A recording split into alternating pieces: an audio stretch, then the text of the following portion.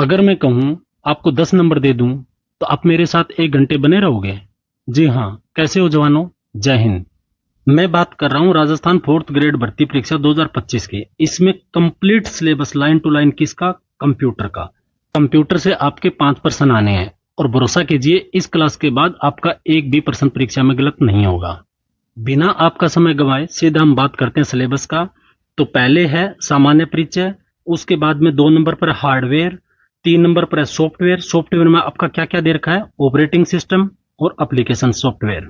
उसके बाद में एमएस ऑफिस दे रखा है। एमएस ऑफिस के 3 भाग होते हैं, एमएस वर्ड, एमएस एक्सेल और एमएस पावर पॉइंट।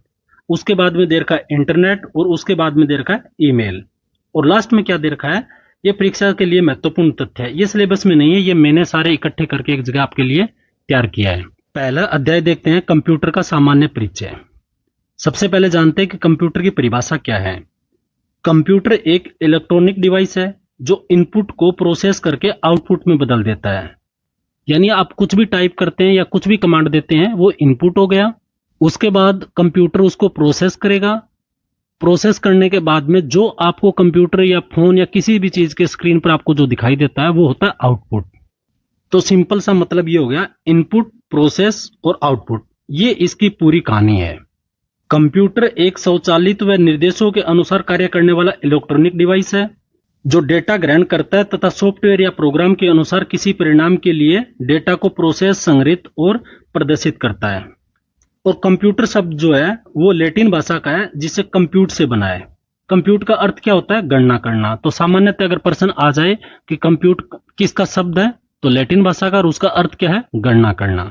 अब देखते हैं कंप्यूटर की विशेषता। सामान्यतः सबको पता होता है कंप्यूटर की क्या विशेषता होता है। गति से काम करता है, सटीकता के साथ करता है, यानी एक्यूरेसी रहती है, स्टोरेज कैपेसिटी होती है इसकी, ऑटोमेटिक काम करता है और बहुमुखी प्रतिभा होती है, विश्वसनीयता होती है, निरंतरता होती है, संचार क्षमता होती है यानी कम्युनिकेशन करने की, त्रुटि सुधार क्षमता होती है और ऊर्जा क्षमता होती है, यानी थकता नहीं है, प्रॉपर काम करता है। ये बात सबको पता है, फिर भी देख लीजिए। यहां से आपके प्रश्न आने शुरू हो जाएंगे। देखो कंप्यूटर का करते हैं हम वर्गीकरण।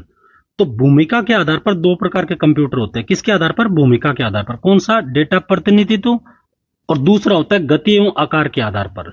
तो सबसे पहले आपको जानना कि भूमिका का आधार पर कितने प्रकार के कंप्यूटर होते हैं। तो एक तो डेटा प्रतिनिधित्व के आधार वाला और दूसरा गति एवं आकार के आधार वाला। गति एवं आकार के आधार वाले को अनुप्रयोग के भी कहीं कहीं लिखा मिल सकता है।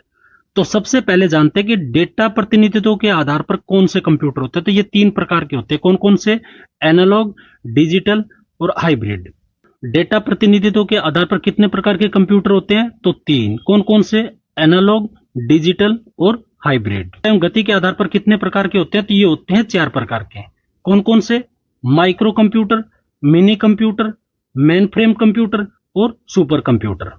गति एवं आकार के आधार पर कितने प्रकार के? 4। कौन कौन सा? माइक्रो, मिनी, मेन फ्रेम और सुपर। तो सबसे पहले देखते हैं डेटा प्रतिनिधित्व के आधार पर। तो पहला देखा था एनालॉग, दूसरा है डिजिटल और तीसरा हाइब्रिड। तो सबसे पहले हम लेते हैं एनालॉग कंप्यूटर। एनालॉग कंप्यूटर की क्या विशेषता होती है? एनालॉग कंप्यूटर भौतिक घटनाओं के परिवर्तनशील पहलुओं को जानने का काम करता है फिजिकली मेजरमेंट के लिए। जैसे थर्मामीटर हो गया, स्पीडोमीटर हो गया, वोल्ट मीटर हो गया। ये किसके उदाहरण है? ये एनालॉग कंप्यूटर के। ये सभी अंकों पर कार्य नहीं करते हैं, भौतिक राशियों को मापन के लिए उपयोग किया जाता है। किसके लिए? भौतिक राशियों को नापने के लिए काम में लिया जाता है। दूसरा है digital computer. Digital computer binary अंक कौन कौन से? 0 और 1। बाइनरी अंक 2 हैं, 0 और 1 के सिद्धांत पर कार्य करता है। इसका दूसरा पॉइंट है प्रोसेस होने के बाद में डेटा क्या होता है? संख्या, अक्षर, संकेत के रूप में हमें प्राप्त होते हैं। जैसे इसका उदाहरण कौन सा है? डिजिटल घड़ी। तो डिजिटल घड़ी किसका उदाहरण है? डिजिटल कंप्यूटर का। और थर्मामीटर, स्पीडोमीटर और वोल्ट मीटर किसके उदाहरण है? तो एनालॉग का, एनालॉग कंप्यूटर का। अब देखते हैं हाइब्रिड कंप्यूटर। इसमें एनालॉग एवं डिजिटल दोनों तकनीक उपयोग की गई है। किसमें? हाइब्रिड में। नाम से ही पता है ना, हाइब्रिड। तो इसका कौन सा उदाहरण है? ECG, petrol pump radar. ECG, petrol pump radar, ये किसके उदाहरण है? ये हाइब्रिड कंप्यूटर के। किसके? हाइब्रिड कंप्यूटर के। तो डेटा के आधार पर ये 3 थे, एनालॉग, डिजिटल और हाइब्रिड। दूसरा गति और आकार के आधार पर। तो ये हमने बताया था कि 4 प्रकार के होते हैं, माइक्रो, मिनी, मेन फ्रेम और सुपर। पहले हम देखते हैं माइक्रो कंप्यूटर। इसे पर्सनल कंप्यूटर भी कहा जाता है। पर्सनल, ये जो दिख रहा है आपको इंग्लिश में पीसी जिसको बोलते हैं शॉर्ट में, इसको ही पर्सनल कंप्यूटर बोलते हैं। जैसे डेस्कटॉप हो गया, लैपटॉप हो गया, कंप्यूटर हो गया, एटीएम भी इसी श्रेणी में आते हैं। तो ये किसके उदाहरण है? ये माइक्रो कंप्यूटर के।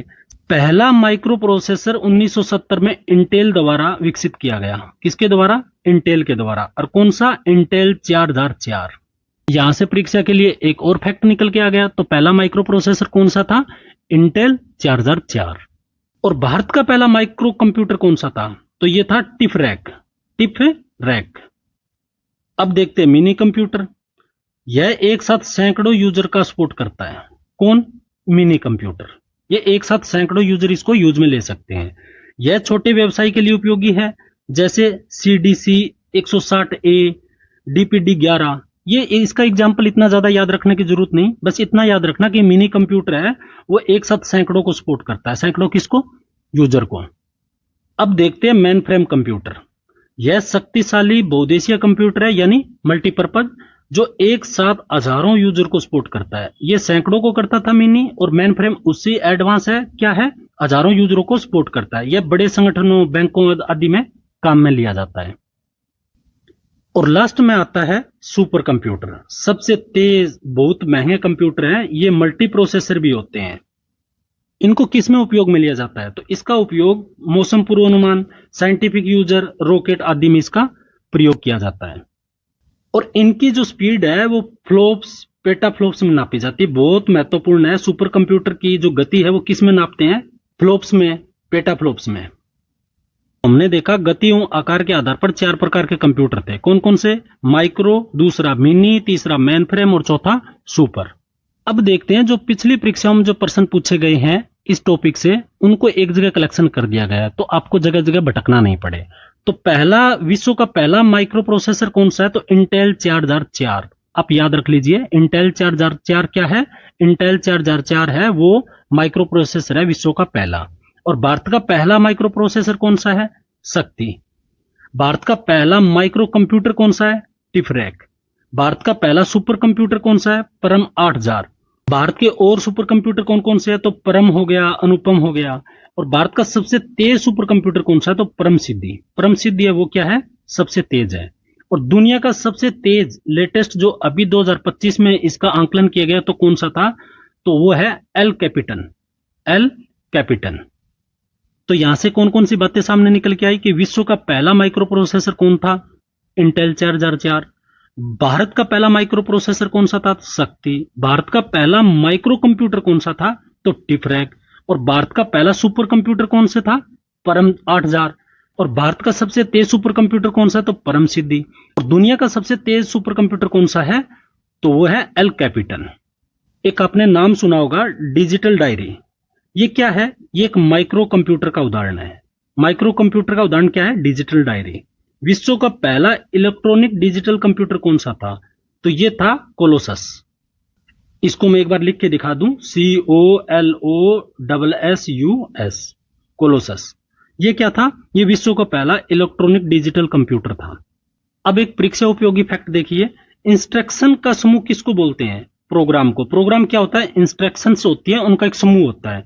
और प्रोग्राम का जो समूह होता है, प्रोग्रामों का जो समूह होता है, उसको क्या बोलते हैं? सॉफ्टवेयर। ये 1 लाइन में लिख दिया, इंस्ट्रक्शन, प्रोग्राम, और फाइनल इसका प्रोडक्ट क्या है? वो है सॉफ्टवेयर। अब देखिए पीडीए, इसका फुल फॉर्म है पर्सनल डिजिटल असिस्टेंट। ये डायरेक्ट 2-3 परीक्षाओं में तो मैंने इसमें एक PYQ देख रहा था तो दे रखा था। पीडीए की फुल फॉर्म पूछ रखी थी। पीडीए क्या है? Personal digital assistant. यह एक पोर्टेबल कंप्यूटर है, अर्थात यह एक बहुत इजी पोर्टेबल है, मतलब इधर उधर ले जा सकते हैं इसे, और जेब में डालकर एक स्थान से दूसरे स्थान पर ले जाया जा सकता है। तो ये है पीडीए। फुल फॉर्म एक बार फिर बता देता हूं, पर्सनल डिजिटल असिस्टेंट। अब देखते हैं कंप्यूटर की पीढ़ियां। मोस्ट इंपोर्टेंट चार्ट है ये, 1 मिनट में आपको समझ में आ जाए, बस थोड़ा सा ध्यान है ना, एक बार मेरी तरफ लगा लीजिए। सबसे पहले हमें देखना है पीढ़ियों को, उसके बाद में उसका समय क्या रहा, उसमें भाषा कौन सी यूज की, उसमें तकनीक कौन सी यूज की गई, और उसका उदाहरण कौन सा है। हमें इनमें 5 बातें देखनी है। 1% लिख के रख लो, 1% कंफर्म है। पीढ़ी है टोटल 5, प्रथम, द्वितीय, तृतीय, चतुर्थ और 5वीं। पहली, दूसरी, तीसरी, चौथी, 5वीं। 5 पीढ़ियां हैं कंप्यूटर की। अब देखो समय 1942 से लेके 54 किसका है? प्रथम पीढ़ी का। द्वितीय पीढ़ी का समय क्या है? 55 से लेके 64। तृतीय का कौन सा है? 65 से लेके 74। चतुर्थ का कौन सा है? 1975 से लेके 89। और पांचवी का है 89 से लेके आज तक। आपको एक बार याद रखना 1942 से 54। दूसरा देखो 55 से 64, ये है 65 से 74, और ये है 75 से 89, और ये 89 से अब तक। इसमें आपको क्या समझ में आया? समझ में ये आया, यहां 5 से शुरू हो रहा है, 55 से 64, 65 से 74, 75 से 89, यानी 55, 65, 75, और उसमें लास्ट में 9 आ जाएगा। 10-10 के हिसाब से आप याद रख सकते हो। पहले को याद रखना 1942, दूसरे का 55, तीसरे का 65, चौथे का 75, और पांचवे का 89 के बाद का। अब देखते हैं भाषा। भाषा को हम एक साथ ही देखेंगे। पहली में कौन सा यूज हुआ? मशीनी। दूसरी पीढ़ी में कौन सा हुआ? असेंबली। तीसरी में कौन सी? High level. चौथी में क्या हुआ? क्यूरी बेस्ड और डोमेन बेस्ड। और पांचवी पीढ़ी में कौन सा हुआ? मर्करी और प्रोलॉग। पहली में क्या था? मशीनी। दूसरी में क्या था? असेंबली। तीसरी में क्या था? High level. चौथी में क्या था? Query domain. और पांचवी में क्या था? Mercury Prolog. जब याद करो, एक को एक साथ याद करो, मशीनी, assembly, high level, query domain और मर्करी प्रोलॉग। उसके बाद तकनीक उसमें कौन सी यूज हुई, टेक्नोलॉजी कौन सी यूज हुई? तो पहले में था वैक्यूम ट्यूब। ये तो परसेंट पिट गया, इतनी बार पूछा गया है कि प्रथम पीढ़ी में कौन सी तकनीक यूज की गई या कौन सा टेक्नोलॉजी यूज की गई, तो वैक्यूम ट्यूब। दूसरे में ट्रांजिस्टर, तीसरे में आईसी चिप, चौथे में माइक्रो प्रोसेसर, और पांचवी में यूएसएलआई और एआई। पहली में वैक्यूम ट्यूब, दूसरी में ट्रांजिस्टर, तीसरे में आईसी चिप, चौथे में माइक्रो प्रोसेसर, पांचवी में यूएसएलआई और एआई। अब देखिए इनके उदाहरण। पहली पीढ़ी का उदाहरण क्या है? एनिएक, एडवेक और यूनिवेक। क्या है? एनिएक, एडवेक और यूनिवेक। दूसरी का कोई खास उदाहरण ऐसा नहीं है कि आपको याद रखना पड़े, तो मैंने नहीं लिखा। तीसरी का आप देखिए, तीसरी में क्या है? एसएसआई। एसएसआई की फुल फॉर्म क्या है? Small scale integrated. और दूसरा है एमएसआई, ये हो गया मीडियम स्केल इंटीग्रेटेड। उसके बाद आप चौथी पीढ़ी में देखिए, एप्पल टू, क्राइवन। क्राइवन को तो आप अच्छे से याद रखो, ये किसका उदाहरण है? तो ये चौथी पीढ़ी का। वीएसएलआई, वेरी लार्ज स्केल इंटीग्रेटेड। और पांचवी पीढ़ी का सबसे महत्वपूर्ण उदाहरण है, वो है रोबोट्स। रोबोट्स आपको जैसे मिले कि रोबोट्स निम्न में से किस पीढ़ी का उदाहरण है, तो किसका है? पांचवी पीढ़ी का। तो ये टेबल थी, एक बार फिर आपका रिवीजन करा देता हूं। प्रथम पीढ़ी, दूसरी पीढ़ी, तीसरी पीढ़ी, चौथी, पांचवी। अब देखो एआई के जन्मदाता कौन थे? तो जॉन मकार्थी। क्या नाम है इनका? जॉन मकार्थी। मैं यहां पर फिर रिवीजन के आधार पर लिखा। फर्स्ट पीढ़ी में क्या यूज हुआ? Vacuum tube. दूसरी में ट्रांजिशन, तीसरी में आईसी चिप, चौथे में माइक्रो प्रोसेसर, और पांचवी में यूएसएलआई एआई। अब देखिए एनिएक। एनिएक क्या है? ये पहला डिजिटल कंप्यूटर था। एडवेक, ये स्टोर प्रोग्राम कंसेप्ट आधारित पहला कंप्यूटर था। किस पर? स्टोर प्रोग्राम कंसेप्ट के आधार पर। और यूनिवेक क्या था? तो ये पहला वेबसाइट डिजिटल कंप्यूटर था। एनिएक जो था वो पहला डिजिटल कंप्यूटर था, जबकि यूनिवेक है वो पहला वेबसाइट, जो बिजनेस वाला जो होता है, वो डिजिटल कंप्यूटर था। अब देखते हैं कंप्यूटर के प्रमुख घटक। घटक यानी कंपोनेंट। इनपुट यूनिट, दूसरा है आउटपुट यूनिट, तीसरा है मेमोरी यूनिट, और चौथा है प्रोसेसिंग यूनिट। ये चार इसके भाग हैं जो बहुत महत्वपूर्ण आपको देखना है। यूनिट आप रखना, याद रखो, आप इतना जरूर याद रखो, इनपुट, आउटपुट, मेमोरी और प्रोसेसिंग। अब पहला भाग लेते हैं इसका, इनपुट यूनिट। इनपुट में क्या है? यह वह भाग होता है जिसे यूजर डाटा कंप्यूटर को देता है।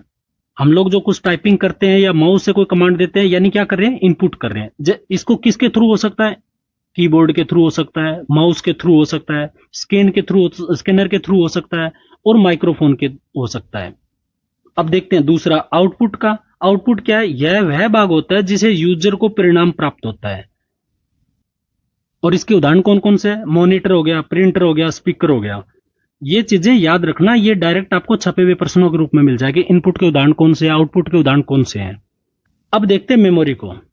कंप्यूटर की मेमोरी दो प्रकार की होती है। कौन सी? एक प्राथमिक मेमोरी और एक द्वितीय मेमोरी, प्राइमरी और सेकेंडरी। अब देखते हैं प्रोसेसिंग यूनिट। प्रोसेसिंग यूनिट वह हार्डवेयर घटक होता है जो कंप्यूटर सिस्टम में डेटा प्रोसेसिंग का मुख्य कार्य करता है। जो डेटा प्रोसेस होता है, जो भी आप इनपुट के थ्रू कमांड देते हो, उसके बाद जो कंप्यूटर के अंदर वो जो प्रोसेस होता है, उसको कौन करता है? ये प्रोसेसिंग यूनिट करती है। और ये डेटा और निर्देशों को प्राप्त कर उनको प्रोसेस करता है और परिणाम में बदलता है। तो परिणाम आउटपुट कौन देता है, आउटपुट को तैयार कौन करता है, तो प्रोसेसिंग यूनिट।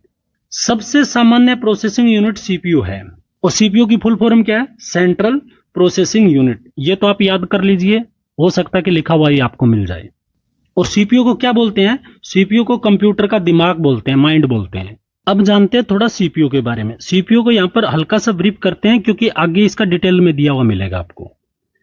यह कंप्यूटर का वह हार्डवेयर हिस्सा होता है जो डेटा को प्रोसेस करता है, निर्देशों को निष्पादित करता है और कंप्यूटर प्रोग्राम को चलाने के लिए गणनाएं करता है, और यह इनपुट प्रोसेस करके आउटपुट प्रदान करता है। तो जो मेन प्रोसेसिंग यूनिट का जो मुख्य भाग है सीपीयू, ये उस चीज को प्रोसेस करके आउटपुट में बदलने की या बदल के तैयार करके देता है, किसको, मॉनिटर को हो, जिसको आपकी स्क्रीन हो, जिसको भी। ये यहाँ पर डबल लाइन लिखे गई टाइपिंग वाले से, कोई दिक्कत नहीं है। इसको बाद में पीडीएफ के रूप में आपको देंगे तो इसको यहां से कटवा देंगे। अब देखते हैं स्पीड। कंप्यूटर की स्पीड एमआईपीएस में मापा जाता है। एमआईपीएस की फुल फॉर्म क्या है, मिलियन इंस्ट्रक्शन पर सेकंड। आधुनिक कंप्यूटर की गति को जीआईपीएस या बीआईपीएस में भी नापा जाता है, और इसकी फुल फॉर्म क्या है, ये दोनों फुल फॉर्म एक बार लिख के देख लेना। जीआईपीएस की फुल फॉर्म है गीगा इंस्ट्रक्शन पर सेकंड, और बीआईपी की क्या है, बिलियन इंस्ट्रक्शन पर सेकंड। देखते हैं कंप्यूटर की कार्यप्रणाली। पहले आप ये वर्ड देखो, IPO, IPO cycle, input process output. Input हम देते हैं, कंप्यूटर का सीपीयू या प्रोसेसर इसको प्रोसेस करता है, और उसके बाद मॉनिटर के रूप में या हमारी स्क्रीन के रूप में या हम जो प्रिंटर करते हैं किसी भी रूप में हमें आउटपुट मिल जाता है। तो ये प्रोसेस होता है आईपीओ सर्किल का। ये आईपीओ ट्रिक के रूप में लिखा है, इतना जान लीजिए। इनपुट दिया जाता है, प्रोसेस होता है और आउटपुट मिल जाती है। इनपुट देखो आप, यूजर द्वारा डाटा इनपुट किया जाता है। प्रोसेस, सीपीयू उसको प्रोसेस करता है। आउटपुट, प्रोसेस के बाद में परिणाम के रूप में जो डिवाइस पर जो भी हमें रिजल्ट मिलता है वो क्या होता है, आउटपुट। देखो बाइनरी सिस्टम और डेटा रिप्रेजेंटेशन। कंप्यूटर है वो 0 और 1 में डाटा को समझता है, जिसको 0 और 1 को क्या बोलते हैं, तो बाइनरी। कहीं भी आपको लिखा मिल जाए कि बाइनरी के कौन से डिजिट होते हैं, तो 0 और 1। ASCII कोड के माध्यम से करैक्टर को रिप्रेजेंट किया जाता है। तो करैक्टर यानी जो लिखते हैं कोई भी शब्द ABCD, तो करैक्टर को रिप्रेजेंट कौन करता है, ASCII कोड के माध्यम से। अब देखते हैं फाइल सिस्टम। फाइल सिस्टम क्या है, कंप्यूटर में डाटा को स्टोर व्यवस्थित करने की एक विधि है। फाइल सिस्टम के किसी भी स्टोरेज डिवाइस में डेटा को कैसा रखा जाएगा, फाइलों का नाम कैसे दिया जाएगा और उन्हें कैसे एक्सेस किया जाएगा, ये सब का मैनेजमेंट कौन करके देता है, तो ये फाइल सिस्टम करके देता है। और फाइल सिस्टम के घटक कौन कौन से हैं, यानी कंपोनेंट कौन कौन से हैं। एक हो गया फाइल, ये डाटा का संग्रह है, जैसे पीडीएफ हो गया, डॉक हो गया। दूसरा डायरेक्टरी, फाइलों का समूह होता है। उसके बाद है मेटा डेटा, फाइलों का नाम, फाइलों की साइज, तारीख, ये कहां से होगा, मेटा डेटा से। फिर उसका पाथ, फाइल की लोकेशन बताता है। उसके बाद में परमिशन, कौन पढ़ सकता है और कौन लिख सकता है, ये सब कहां मिलेगा आपको, ये सब फाइल सिस्टम में। और ये किसके भाग है, फाइल सिस्टम के भाग है। कंप्यूटर में डेटा को फाइल के रूप में सेव किया जाता है। इन फाइलों को जिस नाम से सेव किया जाता है उन्हें फाइल नेम कहा जाता है। और फाइल नेम के मुख्यतः 2 भाग होते हैं, कौन कौन सा, पहला होता है नाम और दूसरा होता है एक्सटेंशन। फाइल का नाम यूजर के द्वारा दिया जाता है, और फाइल का नाम अधिकतम 255 कैरेक्टर का हो सकता है। ये बात आप अच्छे से जानिए, लिख लीजिए, पेपर में हो सकता है कि आपको छपा हुआ मिल जाए। फाइल का नाम अधिकतम कितने कैरेक्टर का हो सकता है, तो 255 कैरेक्टर का। दूसरा है एक्सटेंशन। फाइल के एक्सटेंशन के आधार पर फाइल के प्रकार का निर्धारण होता है। फाइल का प्रकार का निर्धारण किसके आधार पर होता है, एक्सटेंशन के आधार पर। अब फाइल सिस्टम के प्रकार देख लो। प्रकार कौन कौन सा, FAT, इसका फुल फॉर्म क्या है, फाइल एलोकेशन टेबल। इसका उपयोग किस में आता है, तो पुराने DS में उपयोग इसका किया जाता था। FAT32, ये पेन ड्राइव में यूज किया जाता था, और ये 4 GB तक स्टोर करता था। कौन, FAT32। उसके बाद में NTFS, new technology file system, ये विंडो OS में यूज होता था नहीं, होता है। और सिक्योरिटी, बड़ी फाइलें सपोर्ट करता है ये, मतलब सिक्योरिटी पर्पज के लिए ठीक होता है ये। उसके बाद में एक्सटेंशन FAT, इसमें क्या है, USB और SD कार्ड में यूज होता है। और उसके बाद में होता है एक्सटेंशन 3 और 4, ये लाइनक्स OS में यूज होता है। ये बहुत तेज और आधुनिक होता है। तो ये 4 आपको याद रखना है, FAT, FAT32, NTFS, extension fat और एक्सटेंशन 3.4। अब हम जानते हैं फाइल सिस्टम के मुख्य काम क्या क्या होता है। तो फाइल और फोल्डर बनाना, फाइलों को स्टोर करना, फाइल को पढ़ना, फाइल को मिटाना, फाइलों को व्यवस्थित रूप से रखना, अरेंज करके देना, मतलब एक्सेस परमिशन देना, फाइल का नाम, स्थान, साइज सब कुछ जानकारी रखता है। तो ये है फाइल सिस्टम के कार्य। अब एक आप जानिए बीच में बस सिस्टम। सीपीयू के विभिन्न हिस्सों को जोड़ने वाली लाइनों को क्या कहा जाता है? तो बस। ये बस वो नहीं है जो हम चढ़ के जाते हैं राजस्थान रोडवेज वगैरह वगैरह, ये बस BUS है बस। और ये क्या करता है? ये सीपीयू के विभिन्न हिस्सों को जोड़ के रखता है। अब बस में 3 बातें देखो, डाटा बस, एड्रेस बस और कंट्रोल बस। डाटा बस का क्या काम है? ये डाटा ले जाने का काम करता है। एड्रेस बस का क्या काम है? एड्रेस देने के लिए काम करता है। और तो ये कंट्रोल इंडिकेशन देता है, यानी नियंत्रण संकेत। अब देखते हैं मदरबोर्ड। यह मुख्य सर्किट बोर्ड होता है जिसमें सीपीयू, रैम, हार्ड ड्राइव आदि जुड़े होते हैं और कंप्यूटर के सभी घटक यहीं से नियंत्रित यानी कंट्रोल होते हैं। कहां से? मदरबोर्ड से। अब हम जो पढ़ा है उसका थोड़ा क्विक रिवीजन करते हैं। देखो, सीपीयू क्या करता है? प्रोसेसिंग करता है। एएलयू क्या करता है? गणना और लॉजिक करता है। सीयू क्या करता है? ये कंट्रोल करता है। रैम क्या है? अस्थायी मेमोरी है। रोम क्या है? स्थायी मेमोरी है। इनपुट डिवाइस क्या है? ये डेटा देता है। और आउटपुट क्या है? ये परिणाम देता है। ये आउटपुट है। यहां आउटपुट कर लो, टाइपिंग से रह गया, वो मैं करवा दूंगा। आइए अब देखते हैं सिलेबस का दूसरा टॉपिक, कंप्यूटर के हार्डवेयर, यानी अध्याय 2, कंप्यूटर के हार्डवेयर। हार्डवेयर होता क्या है? कंप्यूटर हार्डवेयर कंप्यूटर के उन सभी भौतिक कंपोनेंट्स को कहते हैं जिन्हें हम छू सकते हैं और देख सकते हैं। अर्थात हार्डवेयर एक टेंजिबल है। टेंजिबल का भी मतलब छू सकते हैं, इस टाइप से ही है। तो जो भी चीज हम कंप्यूटर की छू सकते हैं और देख सकते हैं ना, वो होता है हार्डवेयर। और सॉफ्टवेयर को हम छू नहीं सकते। तो हार्डवेयर का जानने का सबसे अच्छा तरीका यह है कि जिसको हम देख सकते हैं और छू सकते हैं वो हार्डवेयर कहलाएगा। अब देखते हैं हार्डवेयर के महत्वपूर्ण घटक। घटक मतलब कंपोनेंट या भाग। सबसे पहले तो आप देखो SMPS, switch mode power supply. अब जानते हैं SMPS होता क्या है। कंप्यूटर में विभिन्न वोल्टेज प्रदान करता है। इसका मतलब क्या हुआ? इसका यह मतलब हुआ कि कंप्यूटर के जो विभिन्न भाग होता है, जिनको जितनी जरूरत होती है उनको उसके हिसाब से वोल्टेज देता है। कौन देता है? SMPS। और इसकी फुल फॉर्म क्या है? Switch mode power supply. ये ब्रैकेट में भी दे रखा है। यह AC को DC में बदलता है तथा कंप्यूटर के विभिन्न घटकों को उनकी आवश्यकता के अनुसार वोल्टेज प्रदान करता है। ये देखिए हमारे टाइपिस्ट महोदय ने ऐसा लिखा है, कोई नहीं, करेक्शन करवा देंगे। अब देखते हैं दूसरा UPS। UPS की फुल फॉर्म क्या है? Uninterruptible power supply. क्या है? Uninterruptible power supply. ये इसकी फुल फॉर्म है। इसको भी देख लो, ये दोनों बहुत महत्वपूर्ण है। इनकी फुल फॉर्म आप जरूर देख लो। इसका क्या काम है? बिजली जाने पर कंप्यूटर के कुछ समय तक चलाने का बैकअप देता है ना, बैकअप बैटरी के टाइप में ये काम करता है। कंप्यूटर हार्डवेयर को सामान्यतः 4 भागों में बांटा जाता है। कितने भागों में? मोस्ट इंपोर्टेंट ये नहीं है कि ये कितने भागों में बांटा जाता है, जिनको बांटा गया है वो सबसे महत्वपूर्ण है। कंप्यूटर हार्डवेयर को कितने भागों में बांटा गया? 4 में। कौन कौन से? Input device, output device, processing unit और स्टोरेज डिवाइस। तो कंप्यूटर हार्डवेयर को किस में? इनपुट में, आउटपुट में, प्रोसेसिंग में और स्टोरेज में। अब थोड़ा सा जान लो कि डिवाइस बोलते किसे हैं। डिवाइस एक ऐसा यंत्र या उपकरण होता है जो किसी विशेष कार्य को करने के लिए बनाया जाता है। यह इलेक्ट्रॉनिक, मैकेनिकल या डिजिटल हो सकता है और इसका उपयोग जानकारी प्रोसेस करने, मापने या नियंत्रण करने के लिए किया जाता है। जैसे बोलते हैं ना, बहुत सामान्य बोलते हैं कि ये कौन सा डिवाइस है। तो डिवाइस एक्चुअल में होता क्या? जरूर नहीं कि कंप्यूटर एक को ही डिवाइस बोले। तो हार्डवेयर डिवाइस के जो 4 भाग हमने देखे, उसमें हम पहला लेते हैं इनपुट डिवाइस। इनपुट डिवाइस के द्वारा यूजर कंप्यूटर में डेटा और निर्देश देता है। इसमें सिर्फ हम एंटर कर सकते हैं, यानी कमांड दे सकते हैं। किसको? कंप्यूटर को। सबसे पहले इसमें लेते हैं कीबोर्ड। कीबोर्ड क्या है? इनपुट डिवाइस है। ये हार्डवेयर के जो 4 भाग हैं, इनपुट, आउटपुट, प्रोसेसिंग और मेमोरी वाला, यहां से पर्सन बने ही बनेंगे ना। थोड़ा सा ध्यान लगा कि इसको देखना। यह संख्या, अक्षर, कमांड को इनपुट देने के लिए उपयोग किया जाता है। कीबोर्ड का पहला और मेजर काम क्या है?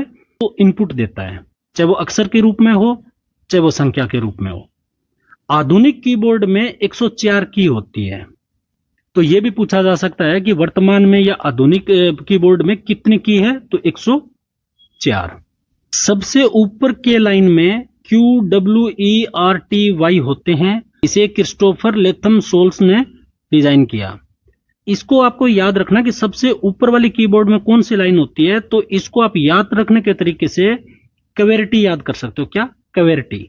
अल्टीमेटली आपको याद ही रखना है, तो एक नाम याद रख लो, क्वेरिटी। क्वेरिटी क्या है? सबसे ऊपर वाली लाइन जिसमें क्या लिखा था, QWERTY। अब जानिए इंटर के। नेक्स्ट लाइन में जाने के लिए हम किसका यूज करते हैं, तो इंटर की का। इंटर की का नेक्स्ट लाइन में जाने के लिए उपयोग किया जाता है। अब देखते हैं कीबोर्ड के मुख्य भाग कौन कौन से हैं। सबसे पहले आप देखिए अल्फा न्यूमेरिकल की कौन कौन सी होती है। ए से जेड तक जो अक्षर में है और संख्याओं में 0 से 9 तक होता है, उसको अल्फा न्यूमेरिकल की बोलते हैं। क्या बोलते हैं? अल्फा न्यूमेरिकल की। दूसरा है फंक्शन कीज। फंक्शन कीज कौन सा है?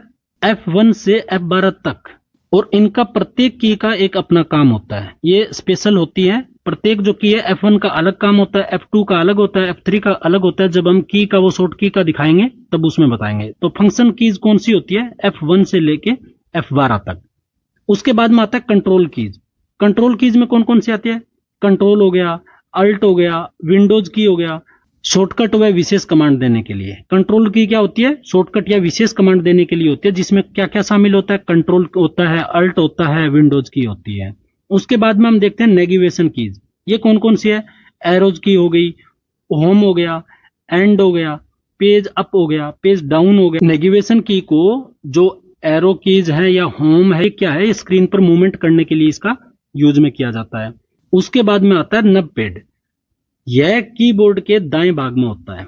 नब पैड किधर होता है? कीबोर्ड के दाएं भाग में। इसमें संख्याओं और गणितीय ऑपरेटरों जैसे प्लस माइनस ये जो दे रखे हैं, ये कीज होती है और ये खासकर कैलकुलेशन के लिए काम में ली जाती है। तो नब की क्या है?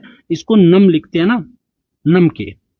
उसके बाद आता है स्पेशल कीज, जैसे एंटर हो गया, बैक स्पेस हो गया, टैब हो गया, कैप्स हो गया, लॉक हो गया, शिफ्ट हो गया, स्पेस बार हो गया। इनका प्रयोग डेटा एंट्री और फॉर्मेटिंग के लिए किया जाता है। तो डेटा एंट्री और फॉर्मेटिंग के किसका किया जाता है? स्पेशल की। नोट में देखो वहां पे कीबोर्ड की सबसे लंबी की कौन सी है, तो स्पेस बार होती है। नीचे की तरफ वो होता है स्पेस बार। तो हमने कीबोर्ड की सारी बातें देख ली, इससे बाहर कुछ भी नहीं आना है। अब देखते हैं इनपुट के अन्य डिवाइस कौन कौन से है कि जो इनपुट का काम करते हैं। जैसे जियो स्टिक हो गया, ये खेल वेल में काम आता है, जो गेम वैम होता है ना, पहले जमाने में बहुत लोग बच्चे खेलते थे। उसके बाद में स्कैनर हो गया। स्कैनर में आपने कभी देखा, आपने स्कैन किया, जैसे आप मोबाइल का ही बताता हूं, आपने स्कैनर निकाला, उसमें किसी फोटो के आगे सामने किया, उसका क्लिक किया, वो आपको पीडीएफ फॉर्म में दे। वो क्या कर रहा है? वो फोटो कैप्चर करके यानी इनपुट ले रहा है। उसके बाद में आ गया OBR, optical bar code reader. उसके बाद OMR, जिसमें आप जब परीक्षा दोगे तो आपको OMR शीट दी जाती है। उसका फुल फॉर्म क्या है? Optical mark reader. उसके बाद में OCR, ऑप्टिकल कैरेक्टर रिकॉग्निशन। उसके बाद में आता है मैग्नेटिक इंक कैरेक्टर। उसके बाद में आता है ट्रैक बॉल। उसके बाद आता है digitiser table, graphic table, video digital camera और कार्ड रीडर। ये क्या है, कितना है, कैसा है, इसको जानने में आप इंटरेस्ट मत रखो। आपको इतना पता होना चाहिए कि जियोस्टिक अगर दे रखा है या स्कैनर दे रखा है या OBR, OMR, OCR, ये सब जो दे रखे हैं, ये क्या है? ये सिर्फ इनपुट के डिवाइस है। ठीक। अब अगला देखते हैं माउस। ये क्या है? ये भी इनपुट डिवाइस है, लेकिन इसको थोड़ा ज्यादा देखना है क्योंकि यहां से प्रश्न 2-3 बार आ चुका है। यह एक इनपुट डिवाइस है जो यूजर और स्क्रीन के बीच में इंटरफेस का काम करता है, मतलब इन दोनों की मध्यस्थता करता है। 1963 में डगलस, इसका पूरा नाम याद रखना कोई जरूरी नहीं, कोई अपना घर का नहीं है, डगलस ने इसको बनाया था। माउस को पहली बार XY पोजीशन इंडिकेटर नाम से जाना गया था। जो शुरू में जो बना था ना माउस, उसको क्या बोला गया था? XY position indicator. माउस के प्रकार कितने हैं? यांत्रिक माउस हो सकता है, ऑप्टिकल माउस हो सकता है और वायरलेस वाले। माउस के सामान्यतः 2 बटन होते हैं और एक स्क्रॉल व्हील होती है, एक नीचे एक होता है ना बटन पहिया सा, तो वो। और माउस का हम किस चीज के लिए उपयोग करते हैं? ड्रैग ड्रॉप के लिए, राइट क्लिक के लिए, स्क्रोलिंग के लिए, पॉइंटर मूवमेंट के लिए, इन सब के लिए क्या करते हैं? हम माउस का काम लेते हैं या माउस को काम में लेते हैं। माउस की जो स्पीड होती है वो DPI में नापा जाता है। ये याद रख लेना, हो सकता है कि आ जाए। DPI की फुल फॉर्म क्या है? डाटा पर इंच में मापी जाती है। अगला है माइक्रोफोन। यह एक प्रकार का इनपुट डिवाइस है जो साउंड के रूप में इनपुट लेता है और आगे जिसको सुनाई देता है स्पीकर, वो क्या होता है? वो आउटपुट के रूप में देता है। अब उसके बाद में वेबकैम। यह एक प्रकार की वीडियो कैप्चरिंग डिवाइस है और ये भी इनपुट है। इसमें डिजिटल कैमरा होता है जिसका उपयोग वीडियो कॉन्फ्रेंसिंग और ऑनलाइन चैटिंग के लिए किया जाता है। अब पढ़ते हैं कंप्यूटर हार्डवेयर का दूसरा भाग, आउटपुट डिवाइस। आउटपुट डिवाइस क्या होता है? आउटपुट डिवाइस वह होता है जो प्रोसेस किए गए डाटा को यूजर को दिखाता है, यानी आउटपुट देता है। जैसे मॉनिटर का ये काम होता है, प्रिंटर का भी ये काम होता है। आउटपुट डिवाइस को दो भागों में बांट सकते हैं हम, पहला सॉफ्ट कॉपी के रूप में और दूसरा हार्ड कॉपी के रूप में। सॉफ्ट में कौन कौन सा आता है? यह एक डिस्प्ले डिवाइस है जो डेटा को विजुअल फॉर्म में प्रदर्शित करता है। विजुअल फॉर्म कौन कौन सी होती है? जैसे टेक्स्ट हो गया, इमेज हो गया, वीडियो हो गया। और इसके उदाहरण क्या क्या है? मॉनिटर हो गया, टीवी हो गया, स्मार्टफोन हो गया, स्क्रीन हो गया। तो सॉफ्ट में कौन कौन आ गए? Monitor, TV, smartphone. और हार्ड कॉपी में कौन कौन देता है? तो प्रिंटर हो गया, प्लॉटर हो गया और स्पीकर हो गया। अब मॉनिटर को देख लो आप, देखने में यह टीवी की तरह होता है। मॉनिटर एक सबसे महत्वपूर्ण आउटपुट डिवाइस है, इसे विजुअल डिस्प्ले यूनिट भी कहा जाता है। तो मॉनिटर को क्या कहा जाता है? Visual display unit. इसको आप याद कर लेना। मॉनिटर आउटपुट को अपनी स्क्रीन पर सॉफ्ट कॉपी के रूप में प्रदर्शित करता है, क्योंकि वो हमें हाथ में तो देता नहीं है, तो क्या हो गया? वो सॉफ्ट कॉपी हो गया। अब देखते हैं मॉनिटर के प्रकार। पहला है सीआरटी, दूसरा टीएफटी, तीसरा एलसीडी, चौथा एलईडी। पहले देखते हैं हम सीआरटी। इसका फुल फॉर्म क्या है? Cathode ray tube. और इसका काम क्या है? ऑनलाइन विज्ञापनों को मापने का तरीका है। क्या? सीआरटी। कोई भी ऐड आती है, विज्ञापन आता है, उस पर कितने लोगों ने क्लिक किया, ये किस चीज से नापा जाता है? सीआरटी। और इसकी full form cathode ray tube. अब दूसरा लेते हैं टीएफटी। इसकी फुल फॉर्म क्या है? Thin film transistor. तीसरा हम लेते हैं एलसीडी। इसकी फुल फॉर्म है लिक्विड क्रिस्टल डिस्प्ले। और चौथा हम लेते हैं एलईडी, लाइट इमिटिंग डायोड। ये चार है, इनकी चारों की फुल फॉर्म आप देख लेना। ये क्या क्या काम करते हैं इतना ज्यादा नहीं पूछेगा। ये सीआरटी का मैंने इसलिए बताया कि विज्ञापन का आजकल बहुत झमेला चल रहा है, तो उसके कारण ये हो सकता है कि पूछा जा सकता है। अब इनका कुछ रोल देखिए। मोनोक्रोम मॉनिटर होता है, वो एक रंग के लिए प्रयोग किया जाता है, या एक रंग प्रयोग किया जाता है उसमें। कलर डिस्प्ले मॉनिटर क्या होता है? यह एक समय में 256 रंगों को दिखा सकता है।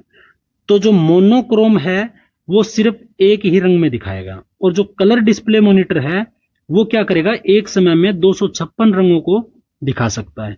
अब देखते हैं पिक्सल। पिक्सल क्या होता है? कंप्यूटर स्क्रीन पर बहुत छोटा इंडिविजुअल एरिया जो एक साथ मिलकर पूरी इमेज बनाता है, उसे कहते हैं पिक्सल।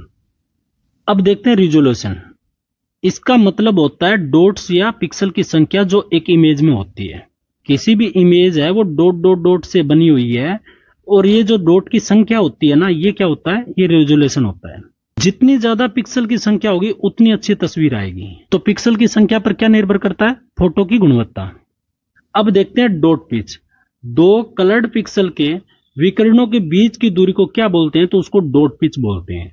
किसी भी मॉनिटर की डॉट पिच जितनी कम होगी तो रेजोल्यूशन उतना ही अधिक होगा और इमेज उतनी ही अच्छी आएगी।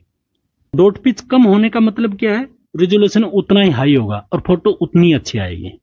आउटपुट का दूसरा उदाहरण देखते हैं प्रिंटर। यह कंप्यूटर स्क्रीन पर प्रदर्शित आउटपुट को कागज पर उतारता है। जो भी जैसे पीडीएफ होती है वो सामने हम खोल के देखते हैं कंप्यूटर में, जो हमें दिख रहा है वो कागज पर छाप के दे देगा। प्रिंटर की गुणवत्ता उसके रेजोल्यूशन से नापी जाती है। यह वर्ग इंच में स्थित डॉट की संख्या बताता है, जिसे डीपीआई कहते हैं, डॉट्स पर इंच। आइए अब देखते हैं प्रिंटर का वर्गीकरण, यानी प्रिंटर का क्लासिफिकेशन। प्रिंटर को हम दो भागों में बांट सकते हैं, प्रिंटर की क्षमता के अनुसार और प्रिंट करने के तरीकों के अनुसार। तो सबसे पहले हम देखते हैं कि उसकी क्षमता के अनुसार, प्रिंटर के क्षमता के अनुसार। इसमें 3 प्रकार के होते हैं। पहला होता है करैक्टर प्रिंटर, दूसरा होता है लाइन प्रिंटर और तीसरा होता है पेज प्रिंटर।